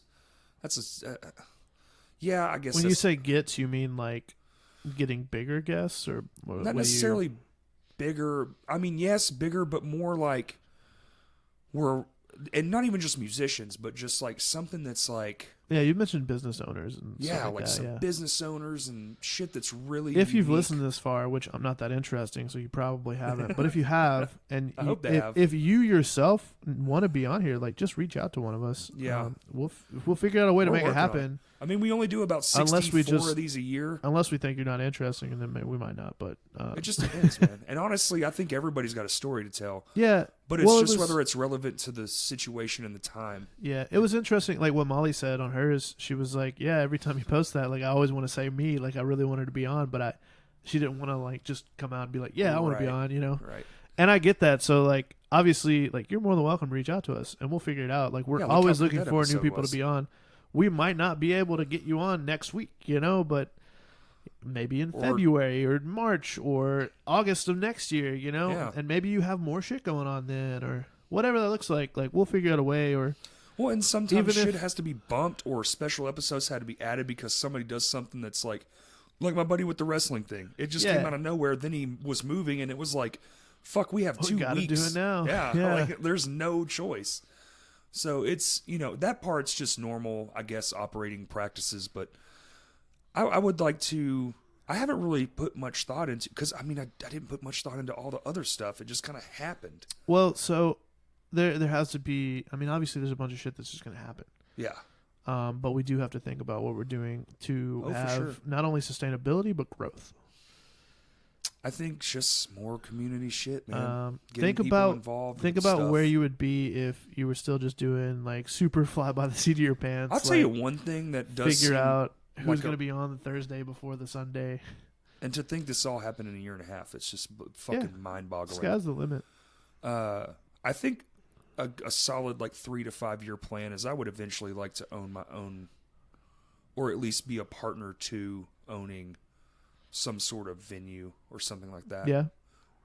To putting our best foot forward and taking the practices we want out of a space and just, you know, absolutely. doing that. I feel like there are enough people that are talking about wanting to do shit like that to where we could figure out a way to pull it off. If I ever had like I just don't think anybody that wants to do it has any money to put up behind it.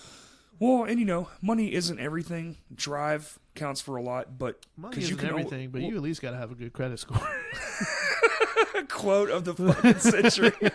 Dash Kurt Lunsford.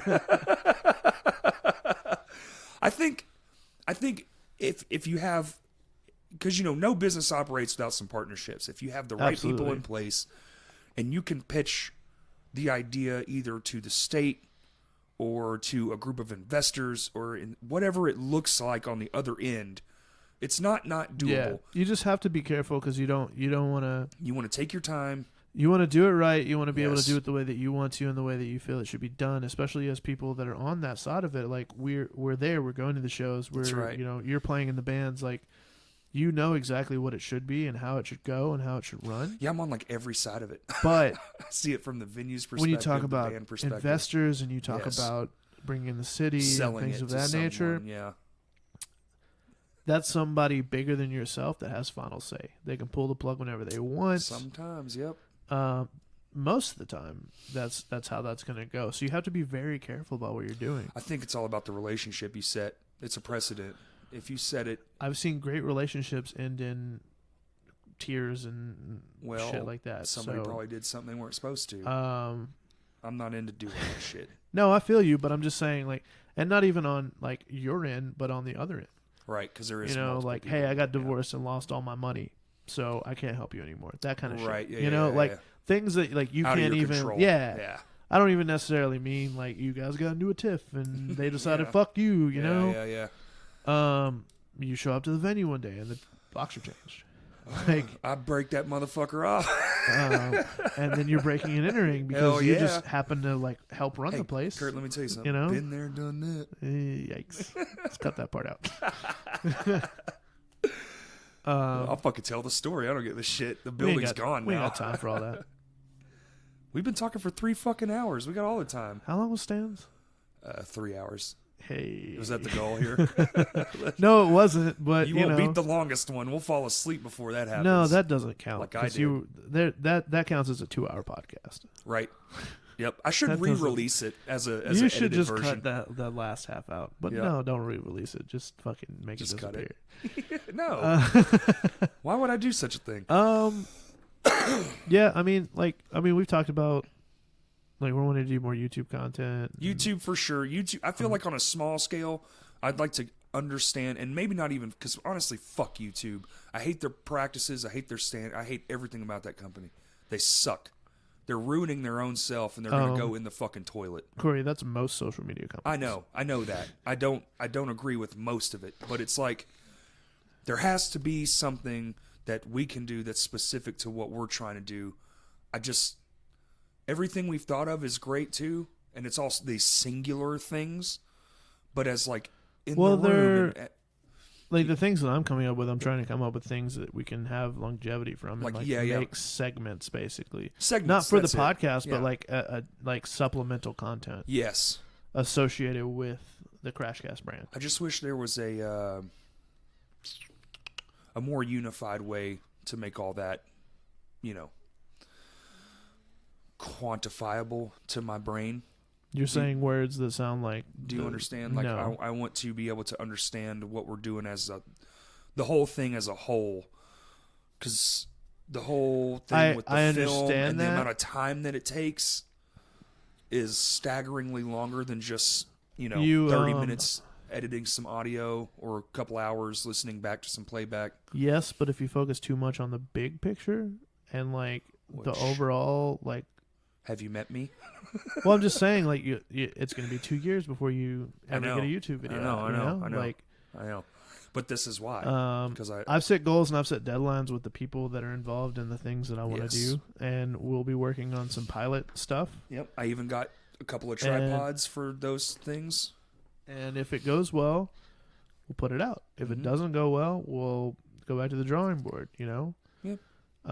My goal is by January to have some sort of content to put out on YouTube and Facebook that is additional to this, like us having a conversation. Right.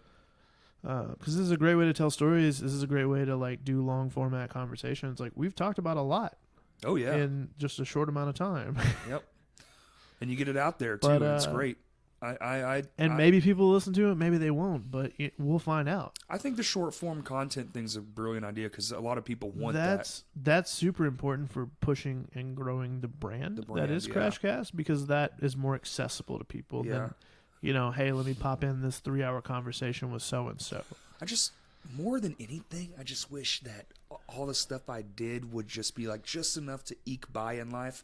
Because I'd much rather just eke by and do this all day. Because if I had all day to put into this, bro, shit would be insane. We make an annual revenue of $0.07. Technically, no, this year's annual revenue. Nope, yeah. I don't see a check. Yeah, well, okay, yeah. Oops. You didn't make any money this year. You're right. You're right. Actually, I've made $0. Thank you, me, for making all those zeros of dollars. Shut the fuck up. You didn't make any money this year. We pay taxes. I do. Some. But we do have shirts available. Oh, shit. Yeah, T-shirts and koozies. We mentioned it about 2 hours ago. We're going to mention it again. I also talked to the More Bros Printing Co. Shout out to More Brothers Printing Company. Yeah, man. Go check those guys all the way the fuck out. Well, maybe not all the way the fuck out, but at least walk check in out and all their check stuff. out the counter and shit. Yeah. Don't go in the back without permission. That's fair. I'm just clarifying. Man, I feel like I'm getting sick too. My fucking voice is all scraggly. Me too, man. My nose has been a little I have a show in 3 weeks, and I'm so worried. But anyway, I also smoke, so shame on me. Yeah. Where, the one I'm a vocalist in. Yeah. It's fine. People haven't seen Lame Johnny in a year, so you can just fucking wing it. Fuck. It's not like they're gonna go check out the recordings and Oh wait, yeah, you have to get in my inbox. No.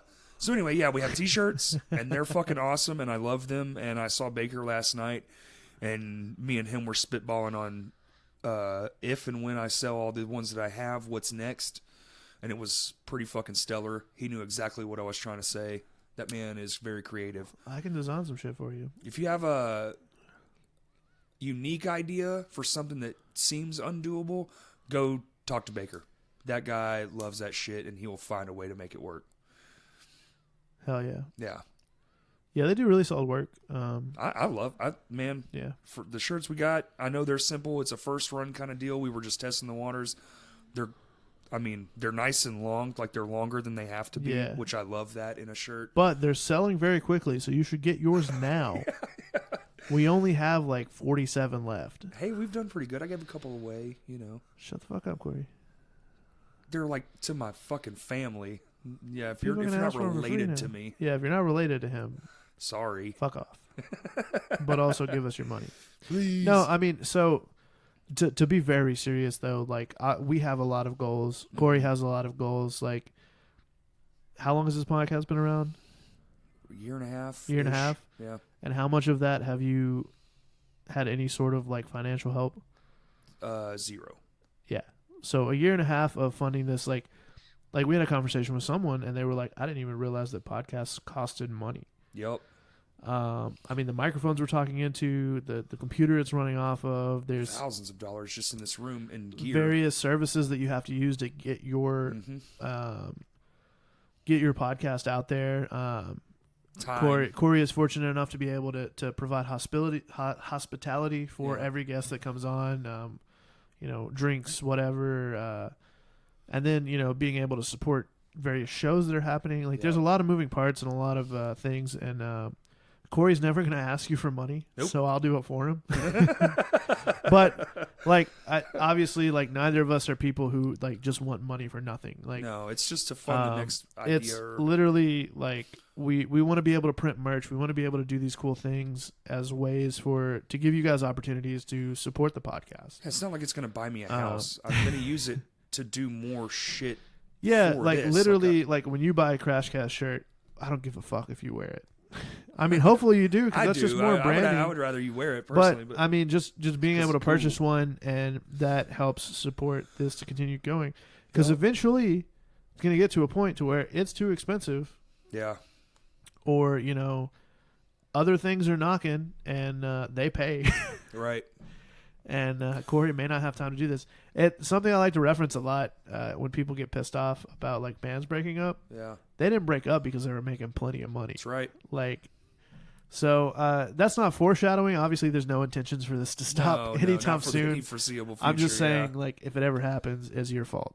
Well, if it ever happens, it would just be for myself. It would just be an opportunity I couldn't not take. Yeah. I didn't mean it's Corey's fault. I mean it's you as the listener's fault. Fuck. Which fuck you for not giving us $15 for a shirt. I turned down 2 really good job offers this year. Yeah. That I could have lived a really nice life if I had taken them, but probably should have taken them. Nah, not yet. I had too much to do. I love this little town. I actually do. I'm sorry. Yeah, blessing and a curse, man. I don't know. I have negative history with the Benton Bryan area, so I'm just meant as a whole. No, this part of the county, part of the little world is pretty all right. I just enjoy the state. I enjoy our state. I know we got some stupid shit, but we got some great shit too. I saw somebody on Twitter earlier that tweeted some shit about Cabot is the best place on earth. And so many people were flaming him. They were just no, it's not. No, that's not true at all. Bro, have you left your hometown? You ever been to Hawaii? You ever been to St. Louis? That's even better. I mean, literally anywhere. Have you been anywhere? Are you you've fucking been to, You've been to BB? It's yeah. Are you 7 with a Twitter account? What the fuck? Cabot, no. No, I mean, I obviously there are bigger and better things out there. But Arkansas is pretty neat. I really enjoy having a lot of shit to do, and I like that I can do shit for people that are in a thing that I also like. You know what I'm saying? Music. Yeah. And even like film and stuff. I'd like to get in more of that. That's why I want to start making more YouTube content. Yeah, and I mean just like in general, like the film community here. I have a lot of friends that are in it, and I have some friends like in it too, but fun. it seems like they're always having to travel somewhere else. Yes, that's like they get the job and they're off to Idaho for 2 weeks or some shit. Doing a commercial off or to an Indiana indie film. Or, I mean, it's fun, but like for the type of life you live, that would be sustainable. Oh fuck! I couldn't Yeah. do it. Yeah, no, there's no way. To be able to just hop in the car and drive to Indiana and be there for 2 weeks and But I would like to, at least the things I could do so here let's do it to help. ourselves. Let's develop content that we can make and we can use those connections and those ideas and those. I've been doing that. It's just editing time, man. That's really what stops me from a lot of the film. Then we just content. have to plan 2 months out from when we want to do it. Have to be a long time because I'm doing those skits with my buddy DJ and they're fucking hilarious. We've already done 2, and he's editing the second one right now. And we've set we're trying to find a day where we're both free because our schedules are so conflicting. Yeah. But to shoot the third one, and it's fun as fuck. I love it. The cinematography aspect is my favorite, but then I get to be a director too, and that's fun as hell. You all right? Yeah, I'm good. Trying to poop? Nope. Oh. Not trying. Oh, you shit. Yeah. I don't know. Yeah. Anyway. I think this was a pretty solid conversation. I loved it. I always There's about 6 more bullet points that I have, but other than that. What? I'm just fucking with you. I was like, damn. No, I mean, I'm sure there's more that we could talk about, but that's for another time. Yeah. Well, you want to plug your shit? We've been here for a bit. Plug my shit. What shit? KurtLunsfordPhotography.com. Hashtag KurtLunsfordPhotography.com. Okay. And Crashcast Pod. Crashcast Pod. Please buy shirts. I know it's kind of fucking around, but also like I'll set up a way. We'll set up a way to do that. I don't know if we can do an online store because I don't know how to do that. But we can. It's just not worth the money based on like what we're trying to do and what we're selling at the price point we're selling. We'll set up some sort of system where you can DM or even like Facebook Pay or some shit. Yeah, I mean, just DM Corey and say, hey, I want a shirt, and we'll make it happen. We would really appreciate your support. If you buy a shirt, we'll put out another episode. All right, let's get the fuck out of here. Oh, wait. Thank you for listening. Yeah, fuck you.